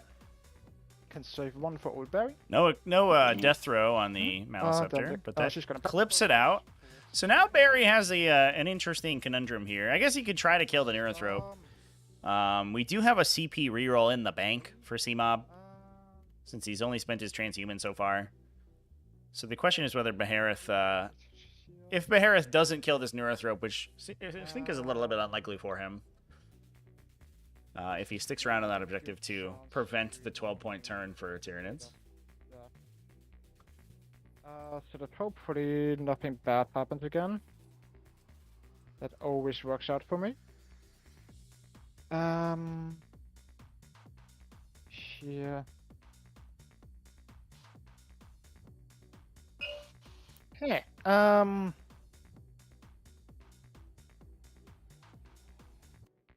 just going to take this.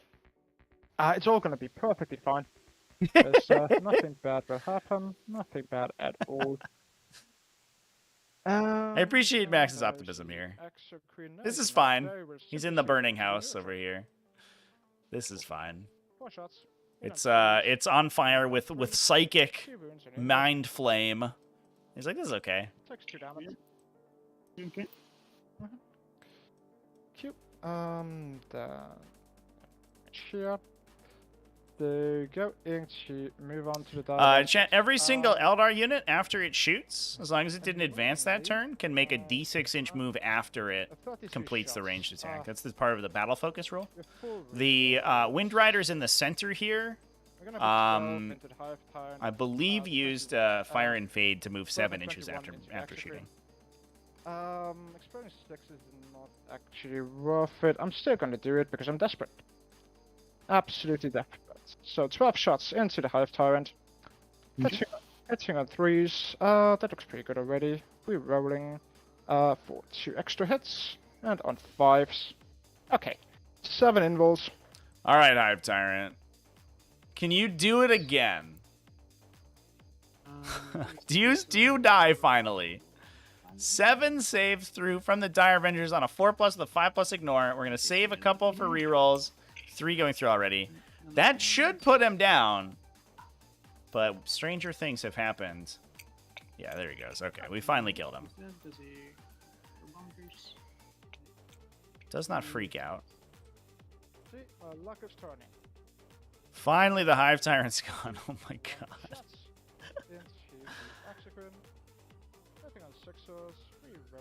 Oh man. But that Hive Tyrant, I mean, so we've killed 2 monsters so far on Max's side. At the cost of so many Eldar lives. Not to mention the fact that he's donated another unit of Wind Riders to get behind enemy lines again, so he's going to be giving up that unit. I don't believe that these green Wind Riders have been able to escape the line of sight from the Exocrine, so again, they may be picked up by one of these Exocrines that are circling like predators around the side of the table here. And Max's army is getting depressingly small. Here comes the charge from Mr. Barry. Charge even. So yeah, Barry just walks over to you, just being as close as you can. So he just is holding the objective a pretty reasonable melee output. Yeah, Strength 5, 2 damage apiece. He has 6 attacks. Roll the first 5. And exploding 6s in melee so for explosion, and a bunch of attacks. 6 hits. And he saved a hit roll here Explosion and 6 for 8 hits. Wounds and force. for 8 hits. Force to wound. 4 go through. The Neurothrope needs to pass all but one of these. Into the neutral. And he does have a CP in the bank, so we got to slow roll these for Cmob. I guess, yeah, technically one at a time if I fail both.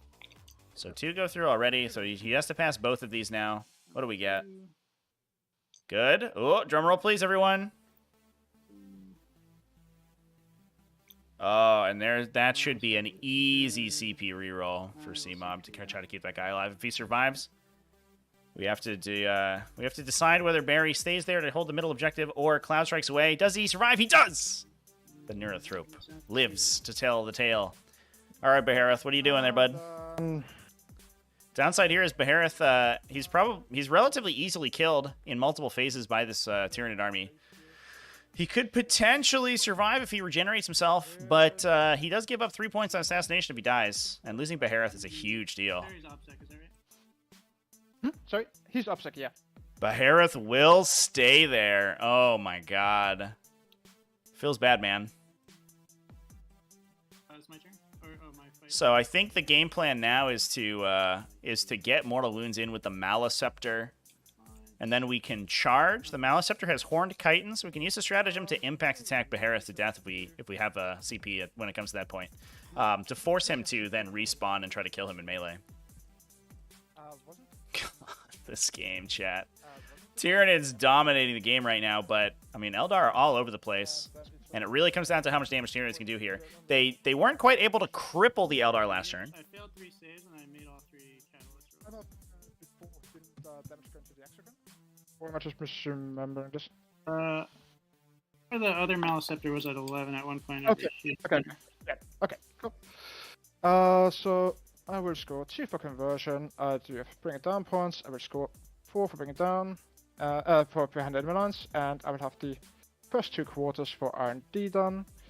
You go over, you score the whole 2. So, trends the fights.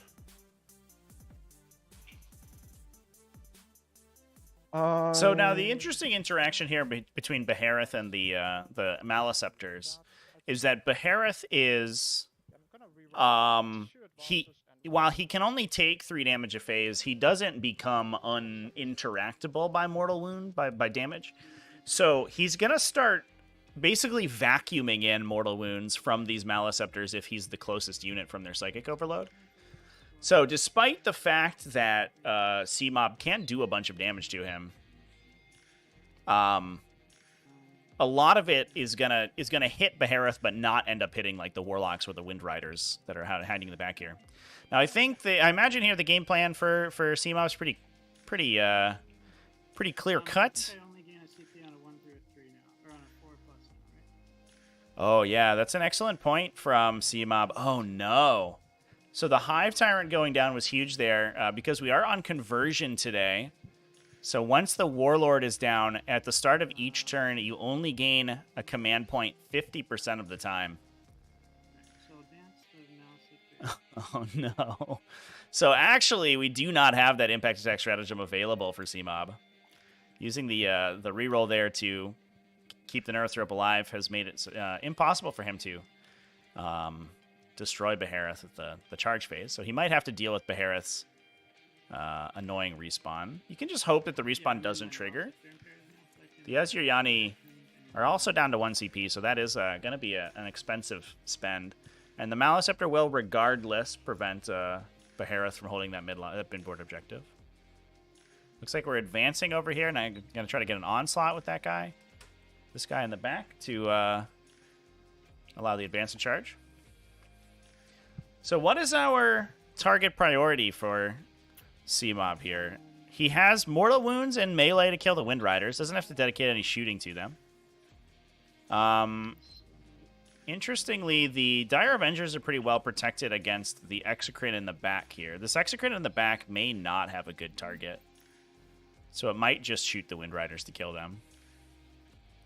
The Exocrine on the side here, I believe, can get...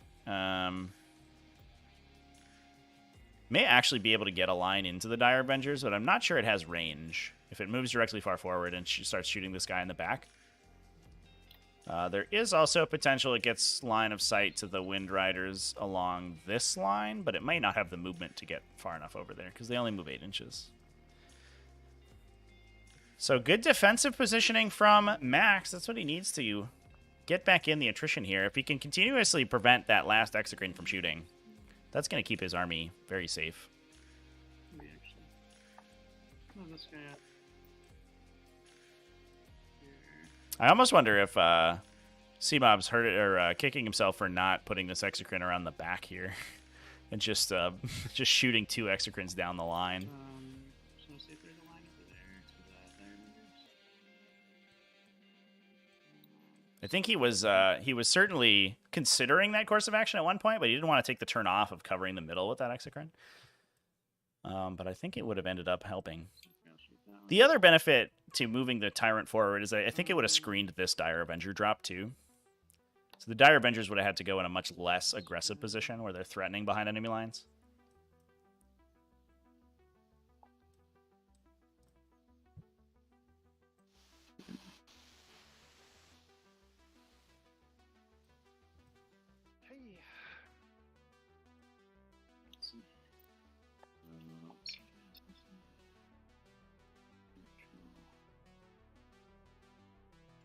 So yeah, it looks like this Exocrine in the back, I think, has line of sight to the Dire Avengers here. I don't think we're going to be able to kill that unit, but we certainly will be able to deal a bunch of damage to them.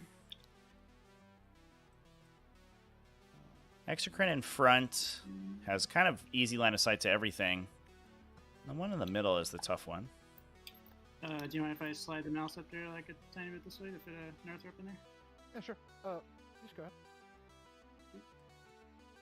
So pushing a Neurothrope forward, so we have mortal wounds in the center, in addition to a Psychic Ritualer.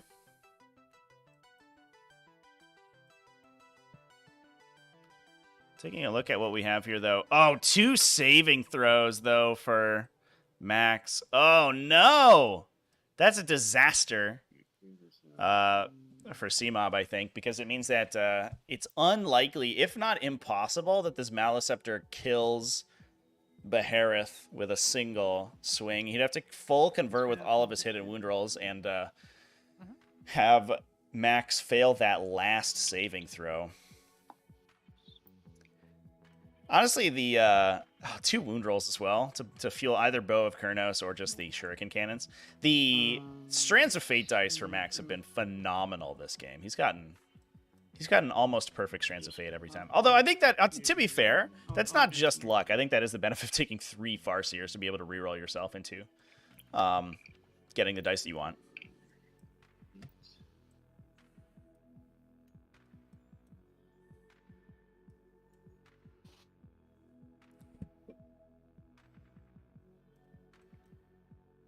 It's 9. Just want to smite the yellow guys. That's the goal.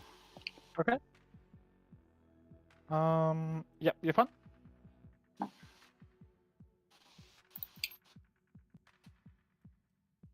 Let's see. Yeah, I might not want to do it. No, I think he needs to cast Onslaught over there, so he'll just chill. Stay in the corner, I guess.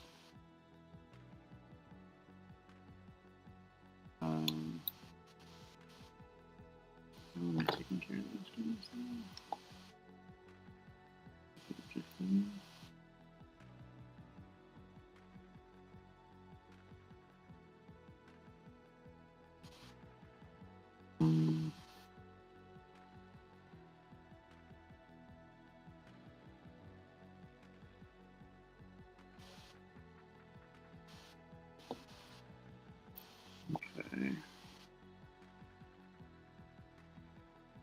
here.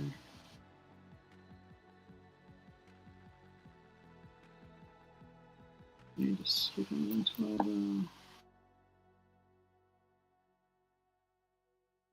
Still could be over there. Alright, yeah, this guy will come this way a little bit. So, hold on. So that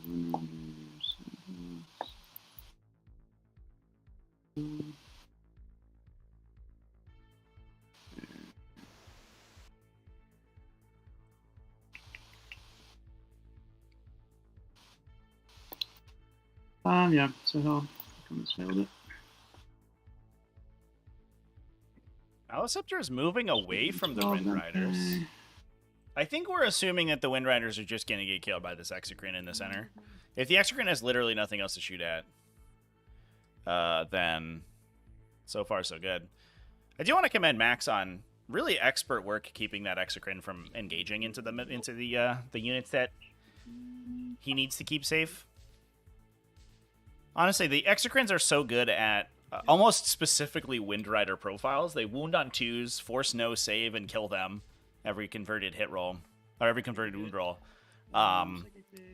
That a single Exocrine shot can sometimes end the game for Eldari. Slot with the Northrop. I'm back. Off. 12, so the guy can charge. He's in the middle. Okay. We'll do a catalyst.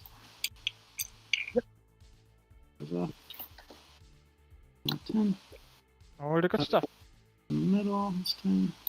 Alright.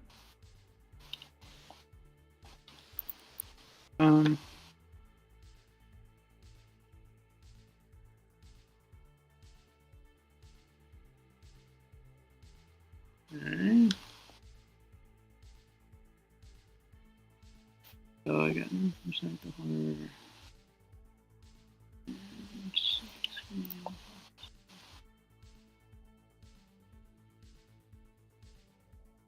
Hive Tyrant finally died, chat. Yeah, it got killed by the big Dire Avenger unit back here. But it ate plenty of shooting. It ate an entire Wind Rider squad worth of shooting before it went down, plus the Dire Avengers. Was finally killed by most of that unit. I'll do a smite. Okay. Does go off on a 7. Yeah, I'm in the deny range with this guy.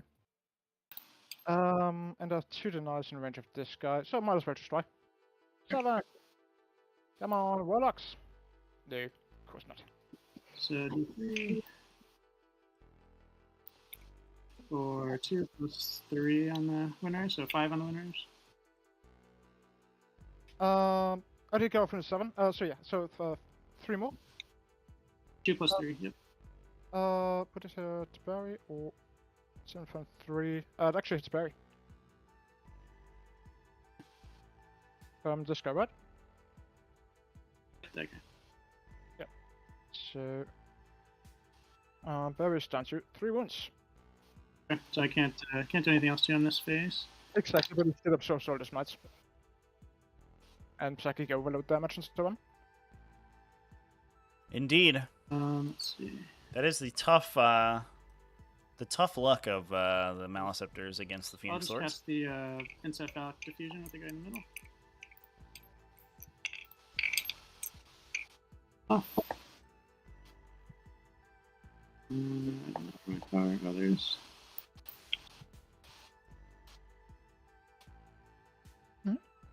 And we'll do Ritual with the guy in combat. Yep. 10, 12, 11. Yeah, 11. Cool, I'll try with the +2. Nope, still goes off. Cool, Max is out. Yeah, Right. Very nice. The other Northrop. So I'll cast the Horror. Just, nice. Yeah, we're most of the way through round 3 here, chat. At least for Cmob. That's from the mouse up to He I think will almost certainly be able to play out 2 full battle rounds on That's 10 gonna be minutes on apiece. That'll be on Both these players are going to be down to very few models, very shortly. It's the last spell you can cast basically with the Maleceptor. 4. So that was with the Neuro Throw up there. Oh yeah, sure. Go ahead. Yeah, these guys. Love that. Yeah. Are they immune to passing? That is Will of Asuryani unit though. Yeah, I don't think that's gonna do much. You're done. All right. Think there's any purpose in paroxysm. So done. Okay. I think we're on a shooting.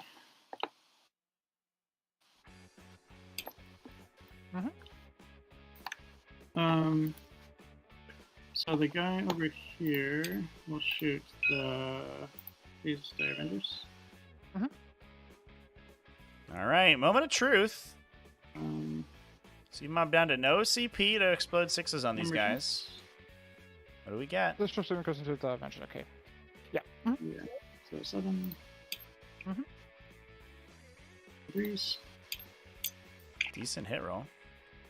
Beams on 2s.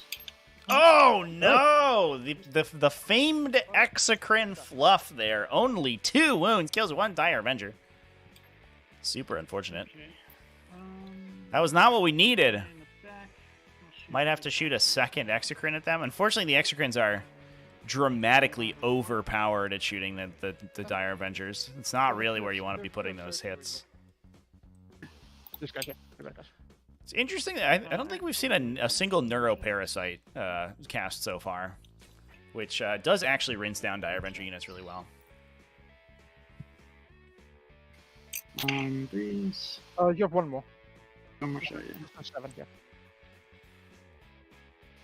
3s and Curse and 2s. Yeah, we do have a Neuroparasite Maleceptor down here, but I guess getting models into Synaptic Link was going to be awkward. Windrider unit does go down. It's another on no prisoners. Yeah, looks like we're up to 4.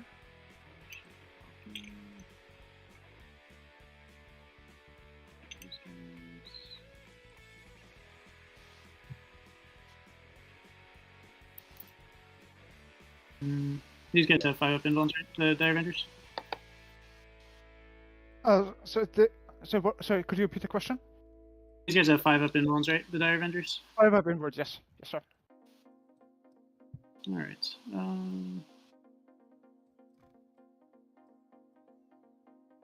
I think I'll shoot the Dire Avengers, I think. Okay. Is this your last shooting activation, essentially? It would just be, yeah, like this guy. So, let me just 1 second. Only have the 1 CP, a D13 next turn. If I don't do it, though... No, you go ahead. You go ahead. Lightning fast. Shots. 7 shots. 3s. Oh, chat. The dice have come back for Max. 2 Exocrine shots, 3 Dire Avengers dead. Blah. That's not what we wanted. 2 Dire Avengers dead. Oh, no. That's not what we wanted here, chat. We'll charge Barry with the Maleceptor in the middle. I almost wonder if this Dire Avenger this Exocrine wanted to charge. It does sort of walk itself up into lethal range, but I guess, I mean, it could maybe knock out these 2 Dire Avengers in the front here and stop them from scoring behind enemy lines. This is not the turn we needed from Tyranids. We needed a little bit more aggression to close this one out, and unfortunately, we're just on these Exocrines kind of fluffing stuff up. Tyranids were in a pretty dominating position, but I think Eldar are very quickly going to catch up here.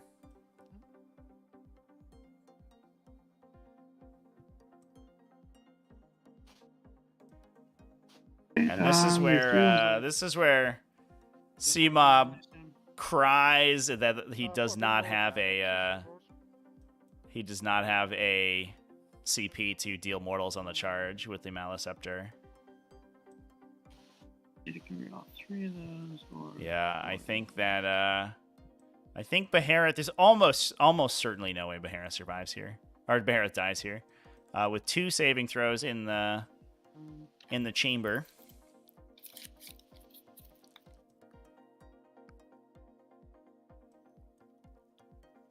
Yeah, the Dire Avengers could double tap chat. You're not wrong, but I'm not sure that we have the CP to do that because I think Max may be saving it to just keep Behareth doing his thing.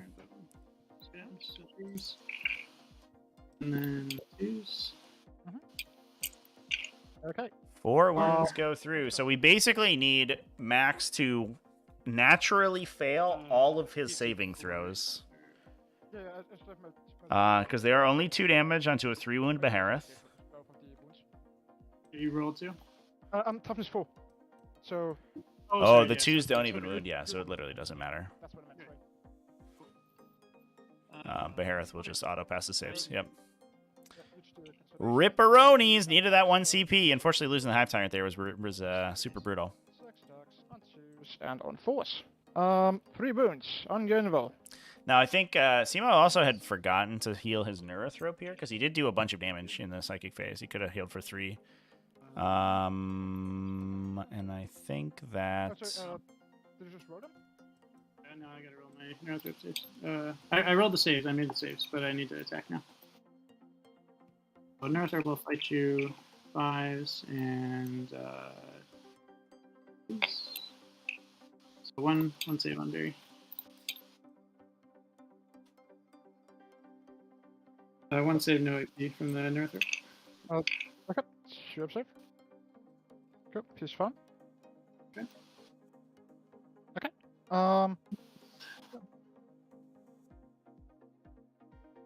And you don't have morale on anything, right? Oh, sorry. Yeah, and Barry, of course. Sorry. We kind of seem to have a misunderstanding. I was just waiting for you to roll your save rolls. I just. Okay, sorry. Yeah, sorry. After he fights, he jumps away out of this combat here. He just goes away. Okay. Sorry, that's kind of what I was waiting for. It's my bad. Sorry. Sure. He just goes. Yeah, so there's the Cloud Strike. A little bit, I think, of a miscommunication between the players. Over here. Yes, absolutely no point in going there. So, perfect. Cool. Anything else we need to do? Nope. I don't think so, unless I don't think you have morale anywhere, so we're good, right? Nope. You score 2 on conversion, and yeah, you're up to 4 points for no prisoners now, 4.5 roughly. Cool. I will score it. How to? So, wow. That was a very good turn for Max. I think he may be able to start pulling this back into his favor. His superior secondaries are going to start ticking up now, especially since he now has 2 Dire Avenger squads that can really easily score behind enemy lines. So he will likely max his behind enemy lines. And now his retreat battlefield data, because he can get the or he has the opportunity now to try to get the score in his opponent's deployment zone very easily. Plus, we have the Rangers coming in the backline over here. Oh, Rangers coming in the backline as well? Wow. Here they come. The question is if he can stop, whether he can stop the Tyranid mid-board nomination. Now we have the Alien Cunning Neurothrope in the center. So there are 11 models with objective secured holding the middle right now. And even if this Maliceptor goes down, it's going to be tough to kill the Maliceptor and the 2 Neurothropes afterwards. So it does sort of feel like Tyranids may be unassailable on their home objectives. Although we could drop Barry onto the Tyranid home objective, but there's 2 Exocrines there currently. Yeah. I don't think that's going to change too much. You can just come in here. It does not matter too much. They're just gonna R&D in this quarter. They're gonna arrive later there. So, what we are gonna do is these guys move normally for 7 inches. Let's quickly move these guys out of the way first. They're gonna move normally for 7 inches. And we're gonna move normally for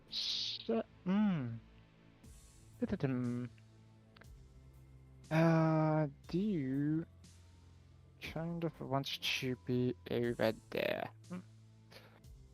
So what does this mean for a charge roll? So I think it looks like the game plan may be to try to wrap this Exocrine. Now that it's up against the wall, we can pretty easily tri-point it basically here and here, and it's not going to be able to escape.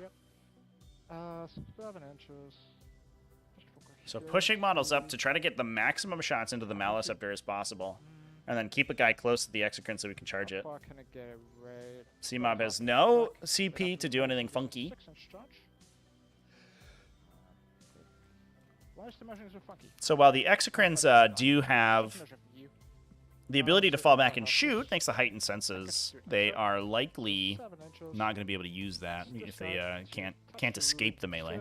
That does mean that we do have, if the Maliceptors have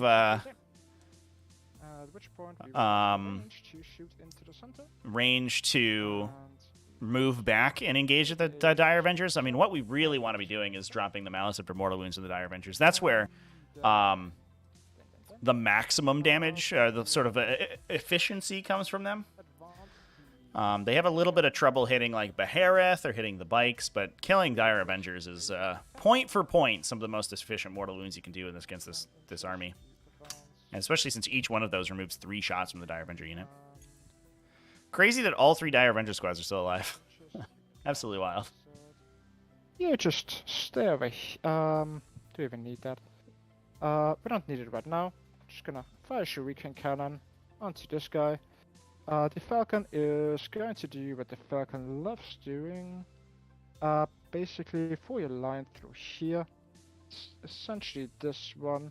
So if I do want to shoot the Maliceptor, I can be shot back, which is not great. So we're just going to turn the Falcon, and it's going to shoot into the... it's the guy that I will tag anyway. So that is not fantastic. You don't have CP for Overwatch, so I appreciate that fact. That, of course, does mean we could just do that. We also do actually wanna focus on just taking a couple of these people out. Possible. So just go over here. I can't really contest your objective over there. That's fine. I do need to stay outside of the nigh range. What? Oh, that was a sound. That was a sound. Okay, so that's possible. So I'm gonna stay outside of the nigh range of the center guy and within 18 inches of the Dire Avengers here. And still be character protected. Yeah, pretty fine. Then we do need a bit of additional stuff. Do I care whether you get the hold more? I actually don't. So we will simply accept this. I can't just tag you. You can fall back with a -1. Good or bad? I do not know. Over there, you kind of have to put the Maliceptor back. Gets you 1 more point, but I don't really care. Alright, Bear's just gonna have it a short. Yeah, Bear's just gonna walk right up to here. So he can decide who he potentially wants to charge. Yeah, we're gonna get our... yeah, once these guys charge, we're gonna get a 4 anyway. So that's fine, that's fine. And then we're just gonna have the boss here. You will simply go. I don't want dense. We can just move slightly further back, just within 18 inches of the Maliceptor here. Still staying here within range of them, and just stay outside of the nigh range. I haven't forgotten this time. So you just go back here, stay out of the nigh range. There's nothing you need to do anymore. You can't really contest my home objective, so we're fine here. I don't need to quicken any... Let's see what we get for the advance roll for the Rangers. M1. Well, it was an idea. Going to get there for the last turn. Should be fine doing that. So you just go here, you just go here. Oh, actually... no, that is unfortunately... There's no way she could reach from here, right? Before moving Agnes, I'm just gonna quickly do this slightly differently. We're just gonna advance Agnes, see what she gets for advance roll. She gets a 6 actually. Okay. So we're 13. She just needs to be 24 inches away. Tiny bit further up here. And then I need to advance the pedestrian gang. To advance for 4, which is 10. 6 inches. It literally doesn't matter anymore whether you die or not. Have done your job, boys. Whatever your job was in the first place. Very annoying noise. We're gonna turn the audio down a little bit. Apologies, everybody. I think that's coming through Max's microphone there.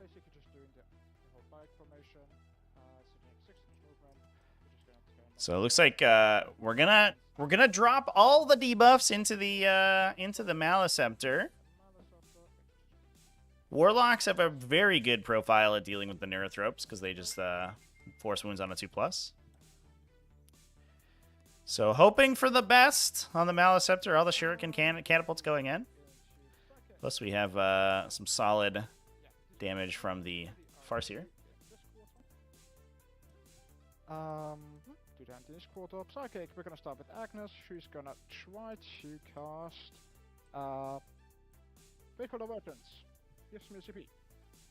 Then we're gonna cast Focus Will. Ooh, a lot of CP from that Faithful Divergence. Onto Linda, actually, for once.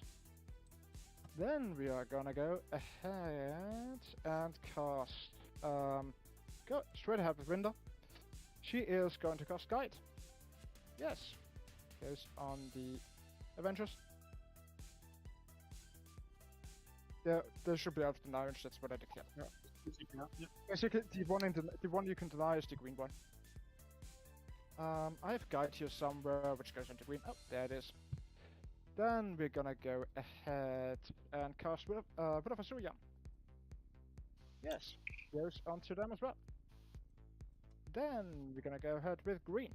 Green is simply going to cast a Smite. Fails, doesn't matter. Doom. Would go up with a 7, but you're -1. Cool. Then we have Jinx. Smite. No Doom. Oh boy. So I think the Maliceptor goes off with a 9. will be living this turn. Not enough shots here, I think, to knock this guy down. So Tyranids should hold out the middle. I think we may see a 12-point primary for Tyranids. That should put the players pretty close to even on primary as the game rounds out here. So we're going to be looking at secondaries. Max currently has a lead on secondaries. Or at least we'll very shortly have a lead on secondaries. Moving on to shooting. Hopefully stuff goes better there. Viper, big gun, shuriken cannon into the Exocrine. 3 shots. That's a 3 with 3s. One auto wound and 1 regular hit. 1 wound. 1 F4 up. Fine. Cool. Moving on. The Falcon, everything into the Exocrine. 6 shots with the shuriken cannon. 1 auto wound. Just a 1 F4 up. Cool. Takes 2 damage. Down. Cool. Moving on to big gun. Alright, Pulse Laser, what do you got there, bud? Ooh, 2 through on the Exocrine and no dice manipulation left for Tyranids. Both go through? Oh no! Unfortunately, not really what I want in my life, but god damn it, it's 12 damage. So vaporizes the Exocrine. No charges available for the Dire Avengers. Which I think may mean that these this green unit may stick around here. Although we can see a Fire and Fade to get them into the deployment zone. That is unfortunate for, I think it sounds like both players. Yeah, well. God damn it. Bring it down, please. Yeah, I was basically just wrapping it into stating your objective and, well, just a catch and then 10 point swing. It doesn't matter. I'm sure he could have stolen that objective. Needed 11 models? Anyway, shooting the Wind Fighters into the... I guess if every single Dire Avenger got in and none of them died, I think he takes it. But that seems unlikely. Hitting on 3s, 1s, wounding on 6s, 3 wounds, and that is an interesting plan to prevent the 12-point turn for Tyranids. So that might have given up 4 points. Takes a wound. Lovely. Then battle focus, 1 inch. Getting used to this. Okay. We're just going to do the fast steer here, shooting into the Maliceptor. 3 shots, hits on 2s. Okay, so 1 is a 6, and I'm going to put 2 5s down for the others. Bam! So 6 mortal wounds from the Bow of Kurnos combo. A little Farseer putting the work in. Still only takes 3. Catalyst is popping off right now for Tyranids. Okay. So she just die. Yeah. So everything here shot. You have nothing to shoot, you have nothing to shoot. I'm gonna do the Die Avengers here, the blue guys. They will go through dance. 1 guy is in range. So that will be 5, 15 attacks, hitting on 4s. And okay, success. 5 wounds. Is on the Maliceptor also? On the Maliceptor, yep. Okay. 4 so far, and then 5 ups. Ooh, Dire Down Avengers. to 7. This goes advanced. Nailing it. Bit of enough options for you. But you have nothing to shoot anymore. That is fine. You have nothing to shoot anymore. So we're just going to do all of the Avengers. Going into the Maliceptor. I do have 3 CP. I need 2 to fire again.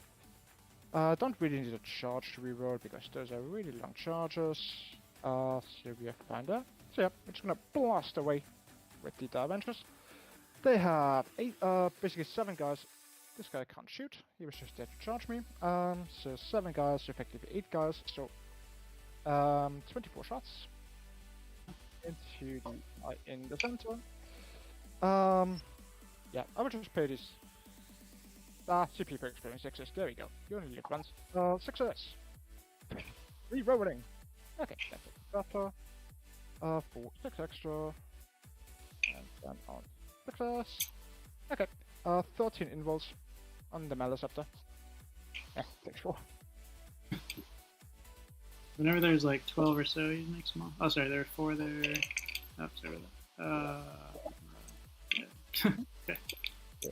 Okay. 5 up, 6 4, 3. Yeah, at least that's working out. Yep. Then we're gonna have the Warlocks here. They just have to shoot into the Maliceptor. Gonna bother anything else. 12 shots into the Maliceptor. So I did say I thought this Maliceptor was gonna live, but it. Oh wow! All right. I was gonna say it might die to the Shuriken Cannons here. Its saving throws have been wildly inconsistent. Massive damage going through. Good invulnerable saves. Terrible Catalyst. It's down to 2. Somehow we found a way to get it to 2. Pretty shocking, honestly. Could do a couple into him, maybe. You can just smite me there. I'm fine there.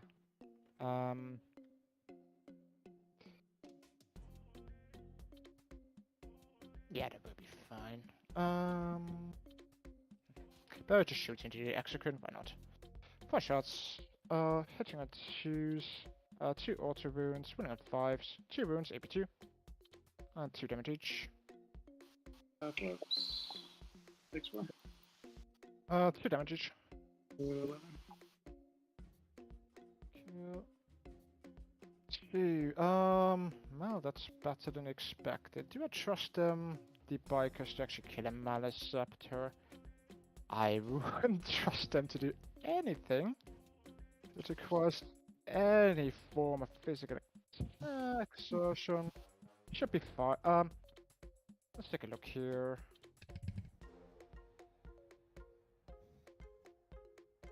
Maybe we get lucky. Gonna do the Avengers. I am going to do 12 shots to the Maliceptor and 12 shots to the Exocrine. So they're shooting again? Yeah, yep. Yeah, end of the shooting phase because they lost models. I can pay 2 CP to shoot again. Well, there you go, chat. We are going to use the Dire Avengers again. Benefit of having that extra CP from Faithful Divergence. Rolling. Okay. And 3 extra. Success. Only 4. 4 damage might do it. Force. Oh, just kidding. Okay. That's what it is. Freaking fire. 2 CP for a big 1 damage. We got there, but at least it makes the work easier for the bikers. Get through with those witchblades. Okay. 3 extra equals up there. For just 3 wounds, AP4. 6 ups. Yep. Take 3 more. 1 to 8. Uh-huh. Okay. Cool. Charge race. We're gonna do bikers. Just going into Neurotrope and Maliceptor. They just walk in essentially, but here we are. They're just gonna 12, why not? Just gonna base you here anyway. Unnecessary Need to kill the 12. Maliceptor. It's easy. Down we have Barry charging. Just the Exocrine. Just route this guy for it a tiny bit. Yeah, he just walks in. And just goes in. So, quick fill onto. Just quickly do this. There we are. So he's just in. No, Both of them or just one of them? Sorry, who's Barry into? sorry, he just went into the Exocrine. The X-Men. Okay. Yeah. He just goes in here. Because he can't kill you right now. Any point in doing that? No, and I cannot go there. So that's fine. Warlocks. Going into the Scepter of Malice. 6 attacks. They were wounded. Yeah, you can't transhuman. So we have 6 attacks. I don't have any CP, do I? No. So 6 attacks, hitting on 3s. Wounding on 2s. 3 wounds on your invo. All right, Maliceptor, what do you got, buddy? Ooh, 4 damage. takes 4. Or does he? Ready? All 5 ups. Could save him. Let's do it. No, he's dead. He's dead. We did it, boys. Finally killed a Maliceptor. That bring it down score is getting higher and higher. Tyranids may be on the table with assassination this coming turn.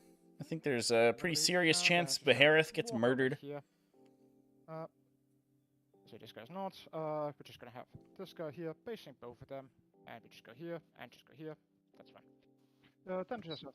Sorry. Yeah, dangerous part for these warlocks now is those Neurothropes no longer need to perform psychic rituals, so they may just go absolutely apeshit on these warlocks in the psychic phase. But we also need to knock Mr. Barry down a little bit. Just takes 2 damage. Okay. Ooh, that does bracket our Exocrine friend. Time. Yeah, So it means he'd be hitting on 5s if he falls back. Just go into take. And then, oh, no, Barry leaves. Goodbye. Just kidding. Not trying to stick around. So the Exocrine will be hitting on 4s. Yeah, we can just do that. Cool. So then you have attacks back with the Neurotrope. Just gonna quickly do my scoring. Just do your. Sounds good. Let's do them together if that's cool. I think Behareth would have been in danger there if the Dire Avengers had gotten their charge into the center objective, but I honestly don't think that that would have been the greatest play for Max. I'm not sure that he could have taken that objective if the Exocrine survived. So now Max Cmob has to go for the kill here. I do think that there is a universe where this Neurothrope can cut a line of sight onto Behareth only. If he's within 18 inches of the edge of this ruin here, he could eat a smite. And that may be what Cmob has to go for in order to get on the table with assassination. His no prisoner score isn't that high. He can tick it up a little bit with his by knocking out these Wind Riders and Dire Avengers, but he doesn't have much shooting to go into them. We do have the Voracious Ammunition guy. That is going to help a little bit. And I almost wonder if it wants to go in and like charge the Yellow Squad and try to murder it.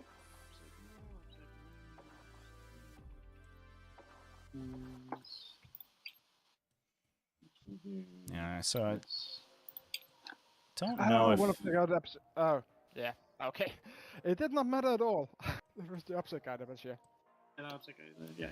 Oh, but okay. Well, I mean, you kill them out okay. That's still... yeah. I don't know if there is a line from this Exocrine over to these Wind Riders. It might have to leave the objective to find it. Looks like maybe this. So that might not be worth it for the extra point. Just dropping every gun we have into the Dire Avengers may be the game plan. Could also push this Exocrine around and get the shot on them. And it looks like Cmob continuing not to get command points either, which is How many are in this unit? It's just really debilitating. 8 or 3? One yellow unit and 8 in the green unit. Yeah. As powerful as that Winged Hive Tyrant is in melee, I think we are seeing the downsides of taking the Winged Hive Tyrant build in the current iteration of Tyranids. Hive Tyrants are just at such a disadvantage now because of the requirement to be the Warlord and all of the benefits you lose if they die. You can't play them like the Smash characters they're meant to be played as because they will just be killed if you are aggressive with them at all.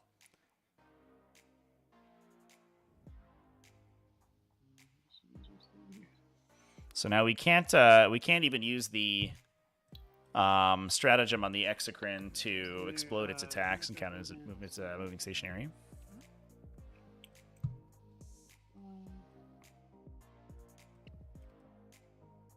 He just wants to smite those guys.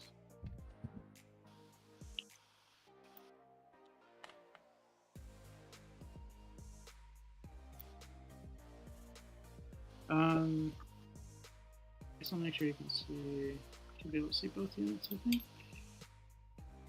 No, this is a close wall. Those close there? Okay. Oh yeah, you're right. Okay, you will hop over the wall.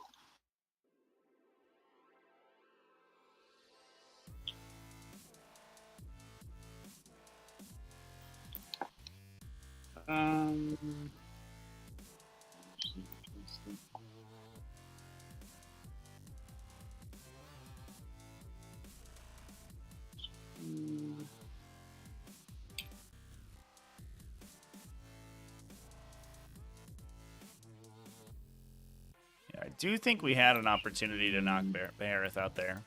It was low likelihood. We needed to either flat hard roll a 3 mortal wounds into him. Basically, if you edge the Neurothrope to the edge of this obscuring terrain, so that the only possible line of sight hits Behareth, so he's the only eligible target for Smite. So basically, you place it right here. Then Behareth would eat the mortal wounds. You'd have to then roll a 3 on the mortal wounds, and I guess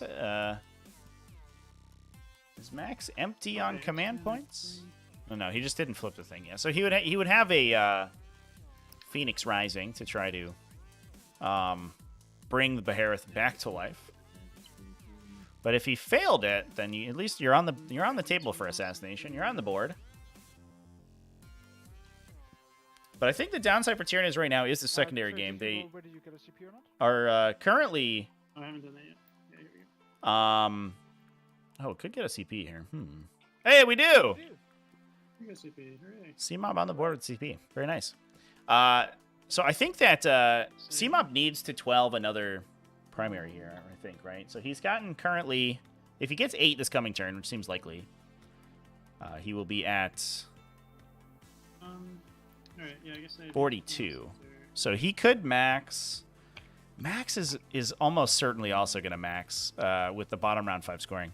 So it should be a cut on primary. And I mean, this objective deficit is so tough.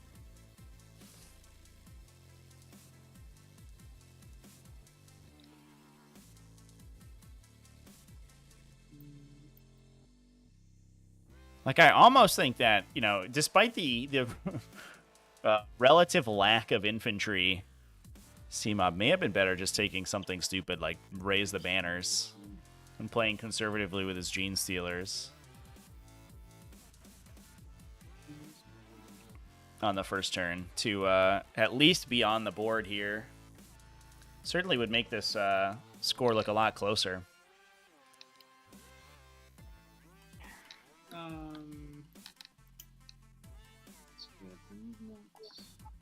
A grind them down could also be useful, but that is dangerous too. That would be in place of no prisoners. Okay.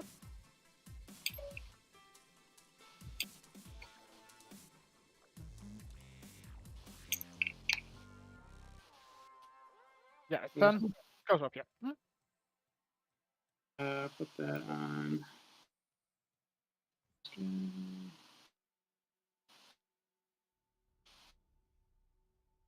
He'll do a smite. Okay. For smite. Mhm. 4, 5. So finally clipping out that Dire Avenger squad that's been giving us so much trouble.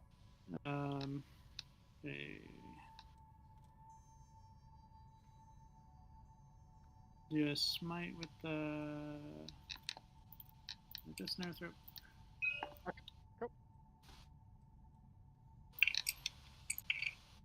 Ooh. That does not go off. That is a fail. Yikes. We'll Might do a even need a CP reroll on that. horror. No, we're saving the CP, probably maybe for the Exocrine. Oh. And those guys are they pass auto pass. Big unit. Sorry, this guy here costs smart? Yeah, these guys, they're autobots from leadership, yeah. We'll have a story, yeah. Alright, so put on these guys. Okay. As long as I finish. Cool. Should be good. Alright. Next, we'll smite. Okay, we'll narrow parasite with the Maliceptor. All right, big money here. Ooh. Doesn't matter. I think he has in deny range. With green. Yeah, doesn't do it. That is a great roll. So it's on the big squad. There's 8 of those guys. So it's gonna flip 3 mortals into the warlocks and kill 3 Dire Avengers. 3 mortals. This is kind of the damage that And then Cmob was hoping for the entire game, but never really got it. Okay, right. So we have 2 MFU and 2 Chickaband. Okay. Then we'll smite. Okay. Oh, super. So the same thing again. Yeah. Absolutely disgusting. So hits another 3 onto the warlocks. And 6 onto the Dire Avengers. Clips the unit! Chat! 3 on the warlocks. 5, 6, yep. Yeah. Oh my god. That's huge. Doesn't quite open Behareth to get shot. The other Neuro Throat will smite.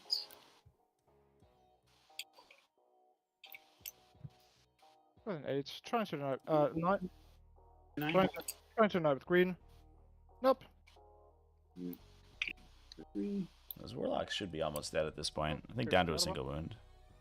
Are there 3 there or 4? They have 3 wounds. They lost 5 so far. 3. This guy did 16, and then Yeah, there you go. Oh, right, of Boosh. course. He was it. Yep, sure. cool. The Maliceptor's at full power. Let's go.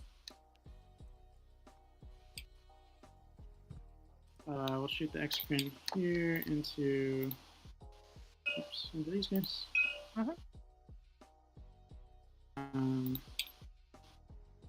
Stupid here. Okay. That's...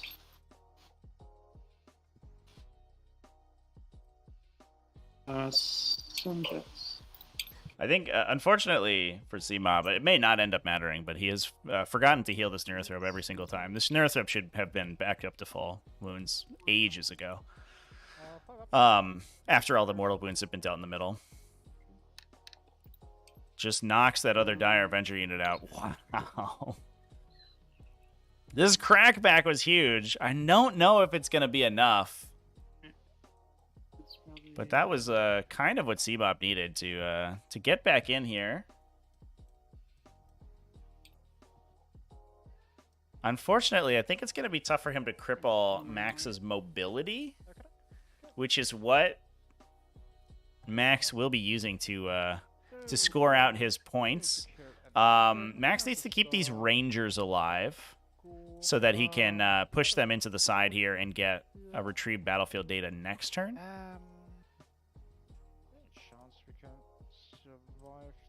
This. Well, maybe we still have our ranges, of course. Yeah, turn 4. So as long as I just shut down everything here, temperature advance for an inch. Go right over to here. Then I do need to get berry. Actually, not sure that that does it, right? Because they are only move 7. They need to be wholly within this table quarter effectively to be able to score retrieve battlefield data. We could try to do it with Behareth. He is the OPSEC. It's a non-zero chance it succeeds. So that might cut the retrieve battlefield data to an 8. That would be unfortunate.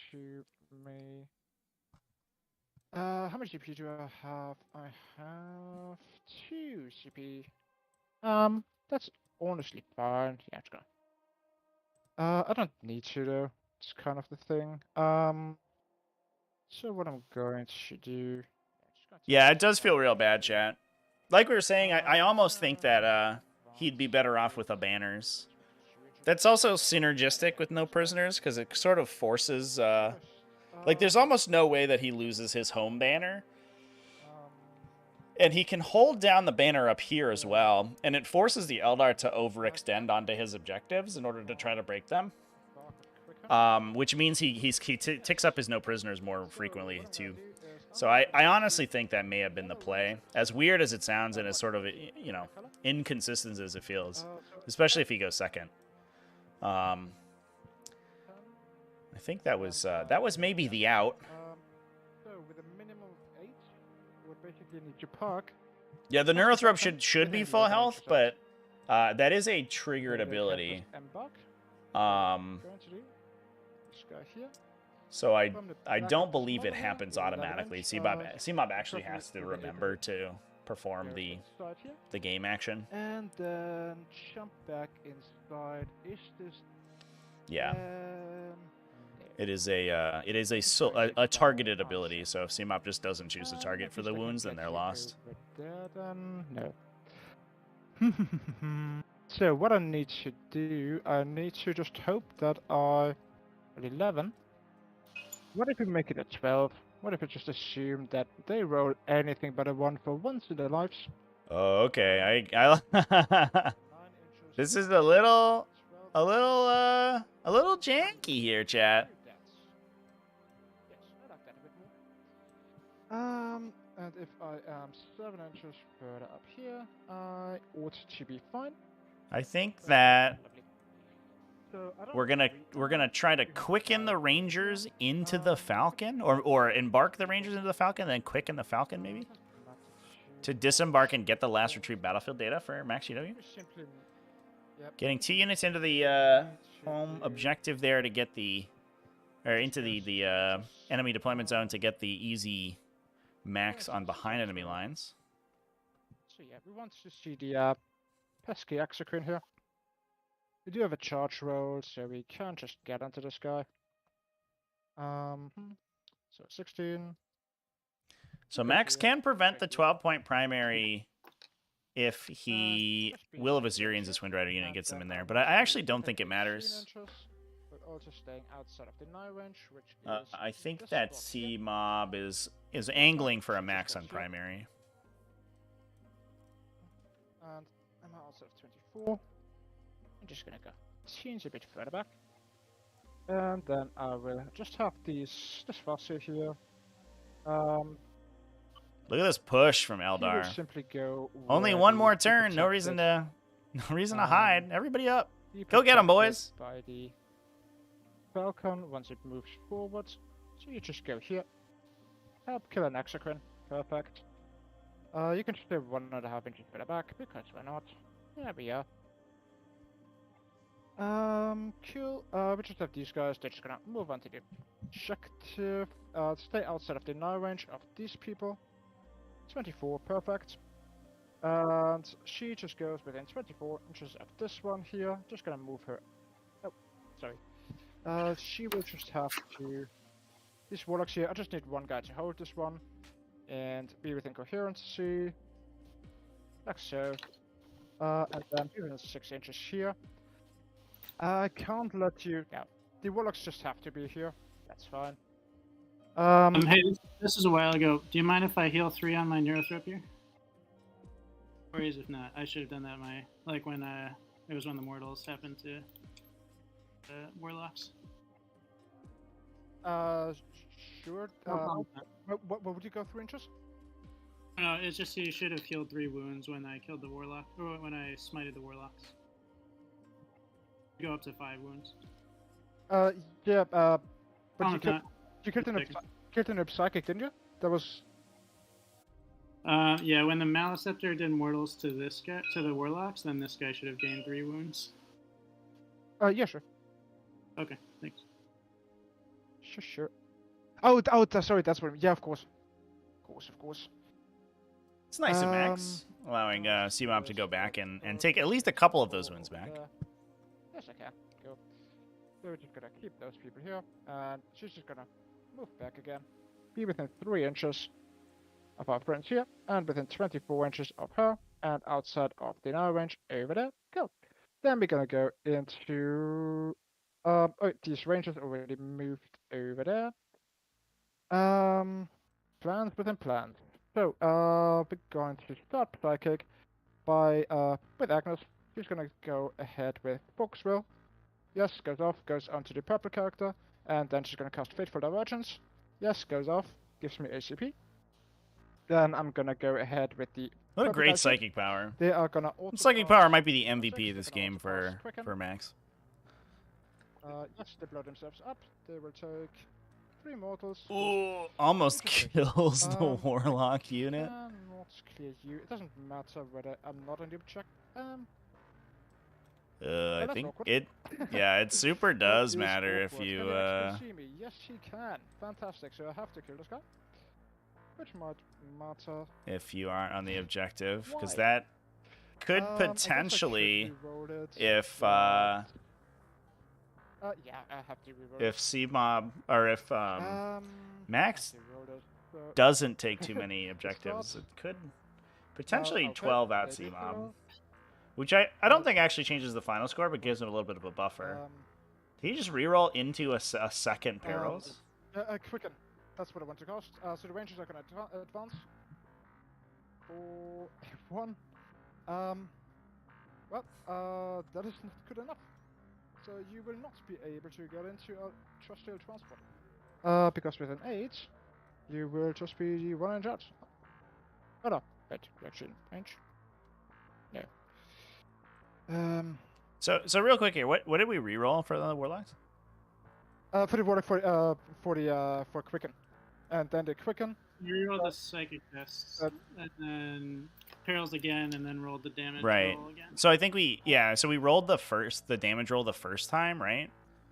Oh, sorry. Yeah, sure. Okay. So you want me to take it back? In which case, this guy dies. Yeah. There's new information generated before you. Yes, because you won't know how many mortal wounds you take before you decide to reroll. I wasn't even thinking that. So I'm gonna spend my CP on the reroll for the 1. Is Agnes in the codex? She should be. Sure. We'll just go ahead and just over there. Why not? We're just gonna go ahead with this guy here, Linda. She is going to go ahead and cast Will of Asuryani. Needs a 4. Gets a 4 with a +2. That goes on the whoever the symbol is. Obsec goes onto green. She is also for the nudge. And then she's gonna cast Guide. Goes off. Mars just go into green. Like squad here to reroll hit rolls. Then that's her done. Then we're gonna go ahead with the fast here. She's gonna cast Smite. Fails. Then she's gonna cast Execute Doom. Goes off with a 7 because we have Shadow within warp range. Do you want to design? It's the last cast. I got an 8. Yep, 8 because it's cover. Okay, sure. Yep. Lovely. Moving on then, we're gonna have the shooting. We're gonna have the Falcon shoot everything into Exocrine. 6 shots. 6 shots.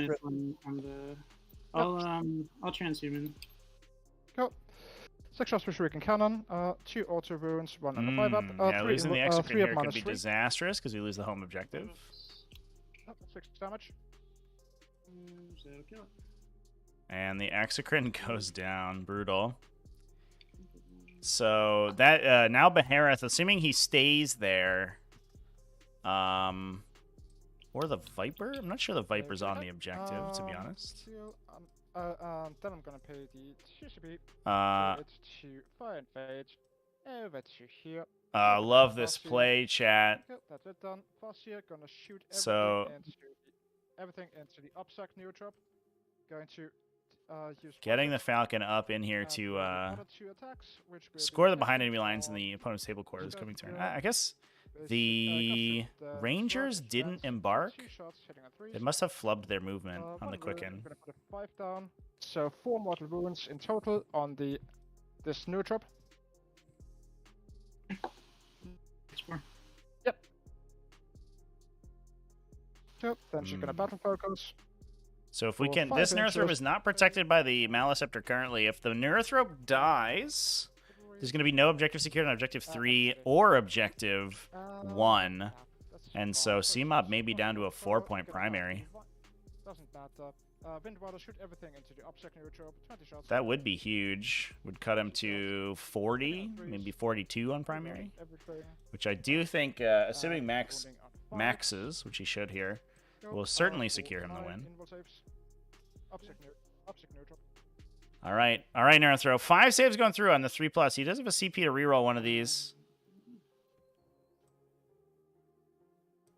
So 5 or 9? Should be 9, right? Oh, that'll kill him. Looks like he's dead. Rip Baronis. So Wind Riders just have to charge now. Then we're gonna move on. That doesn't matter anymore. Barry just shoots into the neutral for 4 shots. It's a 2s, 2 autos, 1s and 3s, 3 wounds and invul. The neutral on the home objective from Barry. 3 invuls. 6-4. Okay. Ooh, the Invons have left. They've left Cmob. He wasted too many of them on his Hive Tyrant earlier.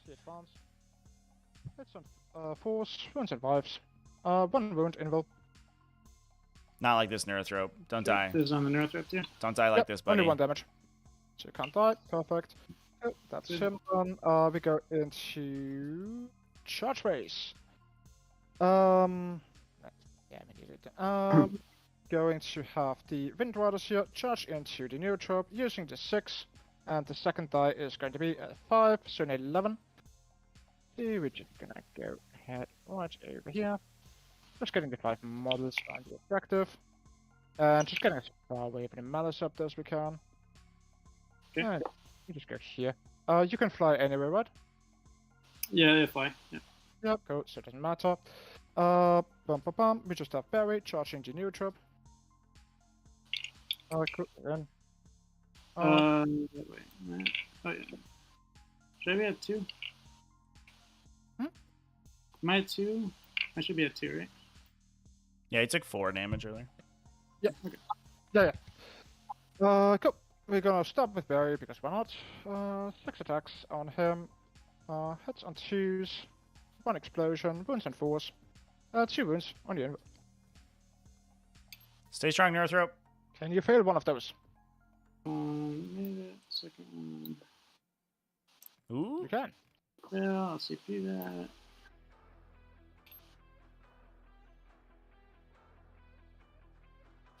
Very nice. Neurothrop survives. Barry will simply stay here. Then... How strong these Neurothrops are, chat. We're down, like, to the end of the game. Literally 50% of the Tyranid models on the table are Neurothrops currently. And they've been so impossible to kill. So, alright. What's the game plan here for Tyranids to maximize their final score? We are in conversion currently, so the conversion points will continuously tick up. Yeah, we'll get 4 points for holding the home objective of the Tyranids, but I don't think that will matter. Should max primary at this point. Cmob's only at a 4 right now. He could try to angle a kill on Behareth right now. I'll just swing at you with my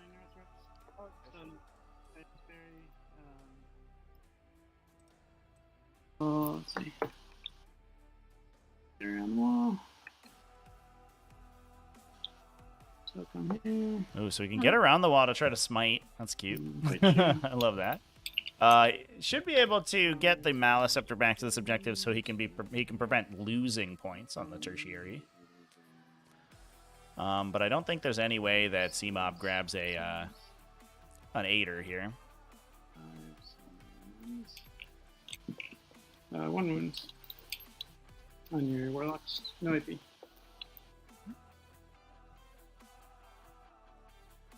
You saved it. Oh, sorry. Yeah. So 3 up, but up. And then, yeah. Yeah, fine. Cool. Okay, back to me. And this guy, these guys are not in melee, right? The Viper and the. Nope. So we got Mantis. This guy here.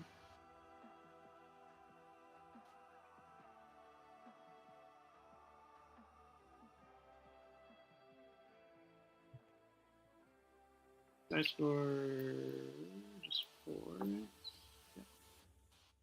I score. Is that the opposite guy? I think I died, so I scored 4. Yeah, it should be 4 points. 2 more on tertiary at the end of this. I don't think there's any way. Yeah, Max is behind enemy lines. I'm not sure he can get his retrieve battlefield data anymore. Cmob can try to get an assassination on Behareth. If he does so, he's up to 71. Can maybe get another no prisoners if this Exocrine one-shots this Wind Rider unit. Yeah, we're at 1, 2, 3, 4, 5, 6. Yeah, it should be about 6. Oh, sorry, right, of course. You can just continue playing. I'm just registering the dice here. I'm just looking for any 6s I can get. Don't need charge roll, and I don't need a wound roll, which could use. So I have 1 save in my pocket, and psychic hit roll, wound roll. Why not? Alright, I think this guy just comes closer to the. That should be in here. I think I'm closer to the warlocks in the middle.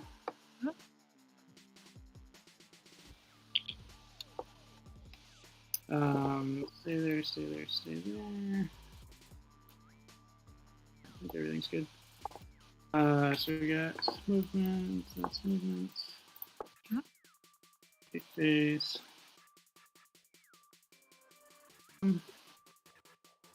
Start with the Maliceptor. Okay.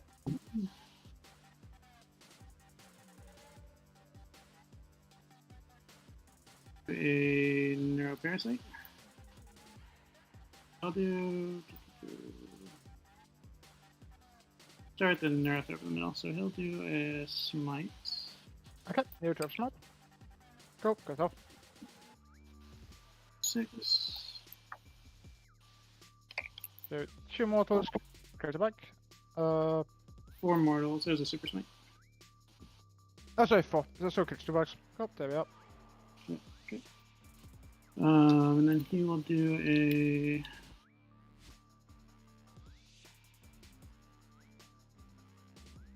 I guess I'll do a catalyst. Is that on 8? Just on an 8. I will just try to 9 with green. Right, +8 + 1 is actually 9. Oh. Yeah. Yeah, Okay. put that on. Maliceptor. How many more wounds do you have here? Yeah, 6 wounds. I guess I should have done that first. Alright. We'll do what's their leadership? Leadership is 7. Okay. I'll do the horror. So Maliceptor the horror. Mm-hmm. 9. So it'll be on those guys. Mm-hmm. I don't know what that thing is. So here. And they take 3 mortals also. Okay, go. And he will smite. That does not go off. Let me see if I got a CP this turn on the 4+. I did not. Okay, so I don't have a CP. Okay. It's kind of awkward. No, we'll smite with the Northrop back here. Okay. That goes off on a 7 and an 8, actually. It's tries to deny with the green fuss here. No. Once in this game, I would like to deny power. I'm gonna reroll this. Screw you. Screw you. I Please will don't deny kill one Behareth. power this game. No, I Ooh, will not not. quite. Do we roll a I 3 was here to almost kill there. Behareth? That was pretty close. 3 mortal. Drum roll, please. 2. Poopy. Behareth lives to fight another day. And then he'll do a neuroparasite, actually. Oh, could parasite him. That's adorable. It's the Resonance Barb spell. That goes off on 8. Do you want to try to deny that? Oh no, I've no denies anymore. So another So this chance at a one 1d6 like 5 up. Whatever beats his toughness. No. 4, CT3. Unfortunate. He is 4. Okay, so he's good. Oh, Behareth, you silly Hey, goose. Just shoot your character in the back with the exocrine. Could have gotten a 6 on assassination here. That would have been a pretty big comeback. 4, 7, 3. If we also kill the Farseer back here. This is into your character in the back. Oh. Farseer. Oh, this is the fuss here. Alright. Yeah, so 5 more. Or 5 save. Okay. 1 CP left. Could still use it on Barry. So let's just roll the first 2. See what happens. Oh no, she's dead. Okay. Funny enough, that's actually 4 points because she's the warlock. Alright. That extra bonus point. We got there.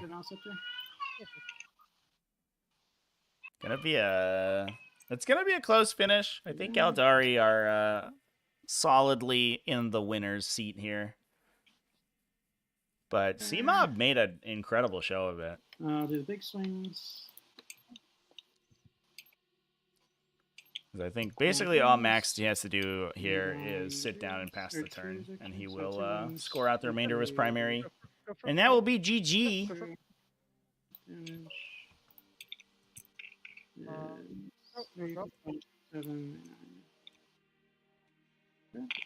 Yeah, you no can- 16x win betting on Tyranids this time around, chat. But man, did they put up a fight? Holy crap. I'm just gonna use a 4 on Great Explosion, so 5 hits.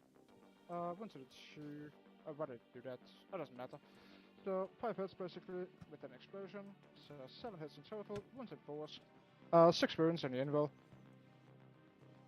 3 ups. Go. 2.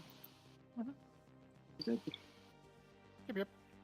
And then Barry's just gonna. I'll fight you in the middle with my master up. Oh, you want to move Barry? Yeah, go ahead and move Barry first. I missed my attacks anyway. Yeah, sure. So you want to put Barry somewhere? Yeah, you can. I missed my attacks, so yeah, you can either fight me or if you want to move Barry, you can do that. No, Barry's fine where he is. Barry's fine where he is. You fight me with the Wind Raiders? Yeah, the Hive Tyrant was huge for sure, chat. It is a little awkward with the turn 1 deep strikes. Make sure you face you. Why not? This corner for those big models is really tough to hide behind. So I think, do you have morale on the Wind Raiders? -2 from the horror. Yeah, sure. So you have to like have a screening unit over there, and it may have behooved Cmob to even like give up the what do you call it? The Pyrovore. Do R&D in the last quarter. These guys just move on to the middle objective. You know what? Might as well just advance them. Yeah, I don't think the score matters at this point. I don't believe that unit can actually perform R&D, but that's okay. It doesn't make a huge difference. I do not. That's fine. You might as well just give it a try. See whether we can maximize this score. You just move over there. You just move over there. 22 inches. Why not? You just move over there. But you have nothing to do, so Barry just goes here. Falcon just goes here. Windrider's just fall back. Give me the objective here. You're not upset. That's fine. Kill. Only interesting. the Falcon just goes back a bit, just to clean space here. We're just gonna try to we're gonna auto pass the D6 with the Warlock. Basically, for Quicken, he uses a 6 and goes off with an 11. Would have been funny if he killed himself right there. 29. Cool. Then it's just gonna be the Rangers just advancing. Okay, so I guess I'll try. Yeah. It goes off though, yeah. Cool. They go with 3, so another 10. 10. Not quite enough. Should have measured this properly. Oh well. I think there's 4 models. You're within an inch here, looks like. Yeah. So, let's go. There's an inch away from you. So. Not entirely sure what the game plan here is. Put everybody on the Tyranid home objective. You just walk back to objective 4. You already hold objective 3, and you hold objective 1. So you flip the 12er anyway. So. Yeah. I'm ready. 4 for conversion. I would score the hold more because the 3 objectives. So Barry, of course, Barry will shoot and then teleport him back. There we go. That's what I need to do. Yeah, there you go. Just to hold my home objective. Not that it makes a huge difference, I think. Yeah, up to you. I think I'm maxed out primary anyway. 32, 46. Yeah, it doesn't matter. That brings me to max out primary anyway. None of this stuff actually matters anymore. Simply. All right, chat. Looks like that's going to be pretty close to our final score. If anybody has any questions for the players, go ahead and throw them up in there. Oh, I think the prisoners may be up 1 more on for Tyranids. Sick game. I think Tyranids have a struggle a little bit. Maybe we could have played some sort of more defensive secondaries for this Tyranid army, but it's tough to gauge that at the beginning because you're basically never gonna catch these Farseers, and Behareth, a good player with Behareth, it makes Behareth basically impossible to deal with. 6 points here, and then followed by 2 more Wind Riders. It's like 7. Wind Riders for 1 more, and 3, 5, 7. So not quite there. It's 1, 2, 3, 4, 5, 6, 7. So 8 points in total, with the bonus point. Okay, cool. Sounds good. Okay. Well, yeah, good game. Well played. Yeah, thank you. Quickly go into the toilet. I'll be right back. What'd you say? What'd you say at the end? I think he's going to the bathroom real quick. Zero spotted. Yeah, I don't know if the last data score is out, chat, but I don't think it actually matters because I don't think these Rangers could have positioned themselves to it. But the final score actually is doesn't change anything. Yeah, that was a sweet game though. A couple of questions from chat for Cmob. What lists do you feel that your list goes well into in terms of factions? What does it go well into? I don't know. I mean, it should have, like, from a kill perspective, it should have gone decently into this list because it's all strength 4. The X-Crins kill the Falcons easily. Yeah. But yeah, he did really well at hiding and units out at the right time. Right. Yeah. What does it go well into? I guess the game that I won was against Tyranids. There you go. Mirror Crusher. Maybe just 10. Yeah. Yeah, I'd be interested to see it into some of the brickier factions, like Dark Angels or something. Yeah, where the Maliceptors like really get to do their thing. Immortals in the middle. Yeah, yeah. I think that would be pretty good. Yeah, it's interesting. It's definitely certainly a cool list. We talked about it when you played your game against Odysseus. But yeah, I changed a little bit. I got rid of Pyrovores and I put another Neurothrope in. Yep. Yeah, the triple Neurothrope is like really the truth, I think. It's so good. They're pretty good. So I had a question about so when the Hive Tyrant got tuned up and he was down to 1 wound. I think I should have taken him off the board, maybe. Yeah, you could have encircled him. I mean, did you consider just yeeting him and basically trying to hammer this flank as hard as possible? I did consider that, and I think I probably should have done that. Mm-hmm. I was like going back and forth. Yeah, I guess, yeah, I didn't think about the Dire Avengers coming down here and being able to kill him. I was kind of thinking if I put him here, the Falcons would have to come out, and then I could shoot the Falcons. But yeah, I think at that point, on 3 wounds left, I probably should have just charged him, because he probably could have taken out a Falcon.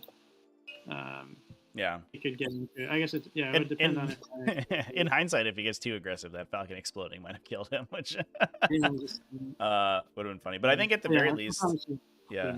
I think I was like, maybe I can save another turn because of the CP thing on this. Right. Yeah, if it wasn't for the CP thing, I definitely would have. Yeah, that makes total sense. Yeah, and especially because you were on the Neurothrope Imperative that turn, so he gets a Smite and a Scream into like a Dire Avenger unit. So he may even clip out an Avenger unit and then hit a Falcon and get the twofer. No, I think that probably would have been the best play. Yeah. Go ahead. So brought an Exocrine this way, and I think I should have left him back there. Right. So I could have hit him back with 2 Exocrines on the second turn. Yeah, it did feel like this was sort of the fight to win the game, I think. For sure. Yeah. And that I didn't see myself in that. This 10 model Dire Avenger unit finally got there. When the 3rd Dire Avenger unit got through. 2 Exocrines killed 2 of them, but then they that's like the classic Exocrine fluff is when they just roll a bunch of ones and nobody rolls. Like, oh. I don't know. He was pretty successful when he was successful. It was just either didn't want to do anything or it just blows up a Falcon. It just right. Yeah, that does feel like how they tend to operate. Falcon is kind of like the perfect profile for them to shoot into, though. Yeah, absolutely. Yeah, for sure. It was one of the risks. I mean, it's just a bit unfortunate that. My other Exocrine, question for you, Max. If my other Exocrine, if I hadn't moved it out there and I had kept it back here, would you have done the same play with the Falcons? Because then I would have 2 Exocrines into the Falcons, or would you still have done the same? Very likely. What do you have to see? Like when Trevor says this is the fight to win the game. I'm actually convinced that there wasn't really a path to victory when you went that defensively. Like the problem is even all I needed to do was in this situation kill the Hive Tyrant to basically remove any immediate pressure on this objective. And I think you move block me the rest of the game. So yeah. Instead, I'm just not gonna list. Like I don't need to go aggressive into you, because I have 1 more secondary than you that I can score. So and this is conversion. So as long as we're kind of staying both on the 2 objectives here, hold more doesn't really matter. So basically, I can just win a passive game. I'm just incredibly bad at passive games, so I just like to kill you. Which is why I go for Falcon. Yeah. Which is why I go for Falcon. Yeah. Like with behind enemy lines, I can throw a unit each turn, quicken a unit or advance them over there. It's fun. But in the end, I can also just this was a lot more enjoyable for me. It wasn't enjoyable when everything whiffed. But quite honestly, this matchup is incredibly swingy when it comes to killing the toughness 8 monsters, because it's how many 6s can you roll, how many 4-ups can you roll. So it bounces between not fully killing 1 unit and or killing 2.5 to 3. There's very little in between in terms of it should be 1.5 or so, but it's really depending on where Catalyst goes. But it's really swingy. Yep. That makes total sense. Chris, did you consider at all a more passive secondary to try to match that passive game, like a Banners maybe? Yeah, Banners would have been the other pick that I was back and forth between instead of Assassinate. Yeah, I think I kind of assumed he would take a Psychic secondary, which would make his Psychers come out a little more, and then I could assassinate them a little bit easier. I guess doing that, not taking Banners allowed me to put the Gene Stealers farther up, and which they just died on the first turn anyway. That was yeah, the thing about I didn't realize the Shadow Runners could do that when I wasn't charging them, so that was the thing. Sorry, please. Higher Lord didn't have to start on the board either. He could be in reserve, so it gave me a little more flexibility, and I thought Banners is probably a 5 to 8 point score, and Assassinate I thought I could probably get 2.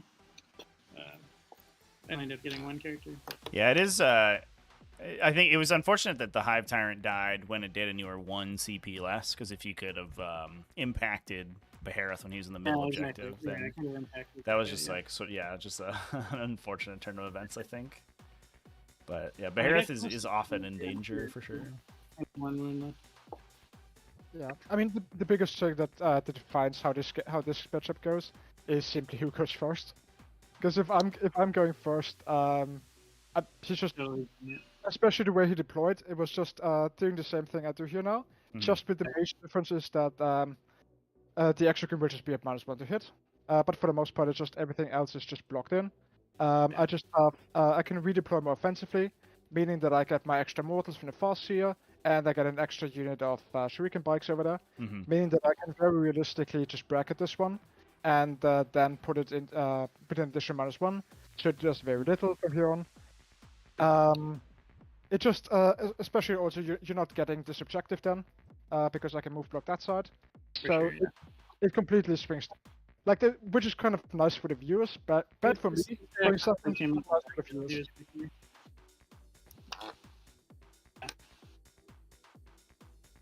What was that, sorry? I was just saying, yeah, the X-Train actually came out of all the way back here. He was in the back to start. But yeah, I mean, yeah, definitely you would just be move blocking me the whole game.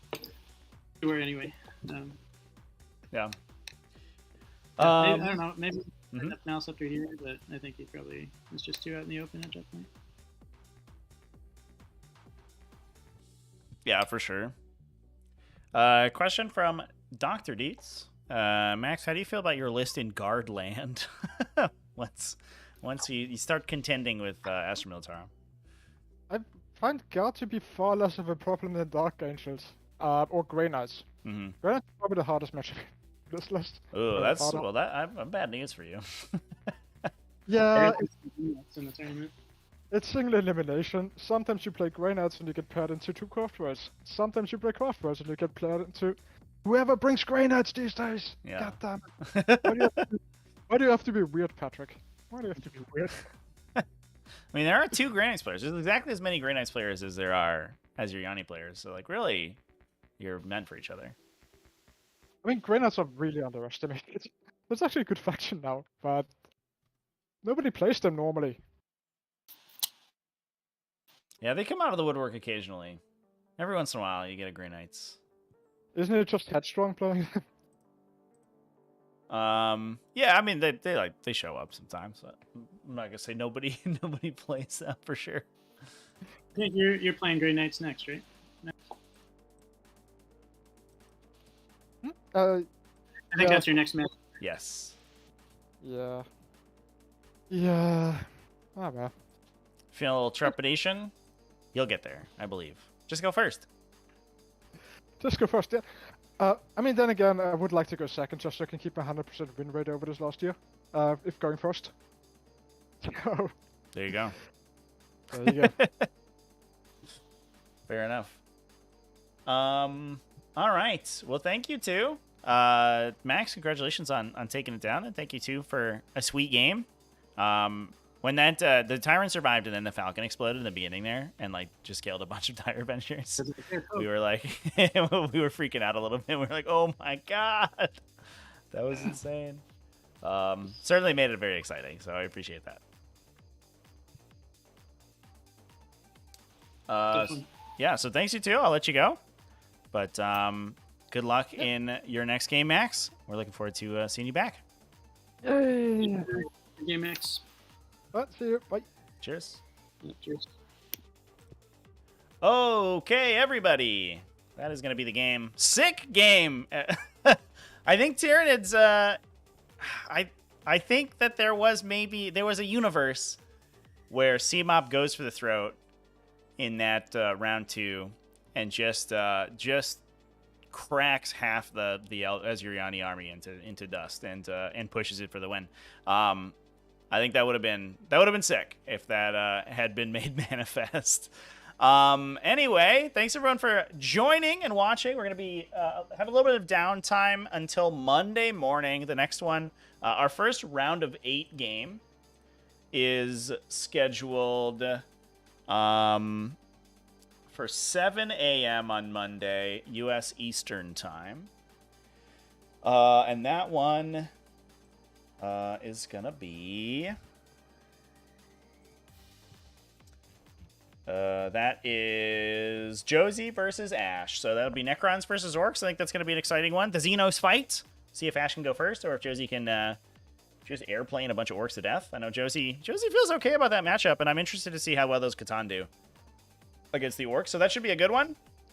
And then immediately after that, we are going to have Devin versus Arnie to close out the round of 16 and determine who will play against Jonah and his Dark Angels. So thank you, everybody, for coming and hanging out. I'll throw another shout out to our event sponsors over here for the T5S2 Season 6 Invitational. GameMat.eu for awesome game mats and 3D terrain. 3D6 Wargaming for neoprene accessories and other laser cut items, including objective markers. And VoxLink, a new app that's going on Kickstarter that will allow you to find and look for games in your local area so you can find new gaming groups to play with. Thanks, everybody, for watching, and I will see you later.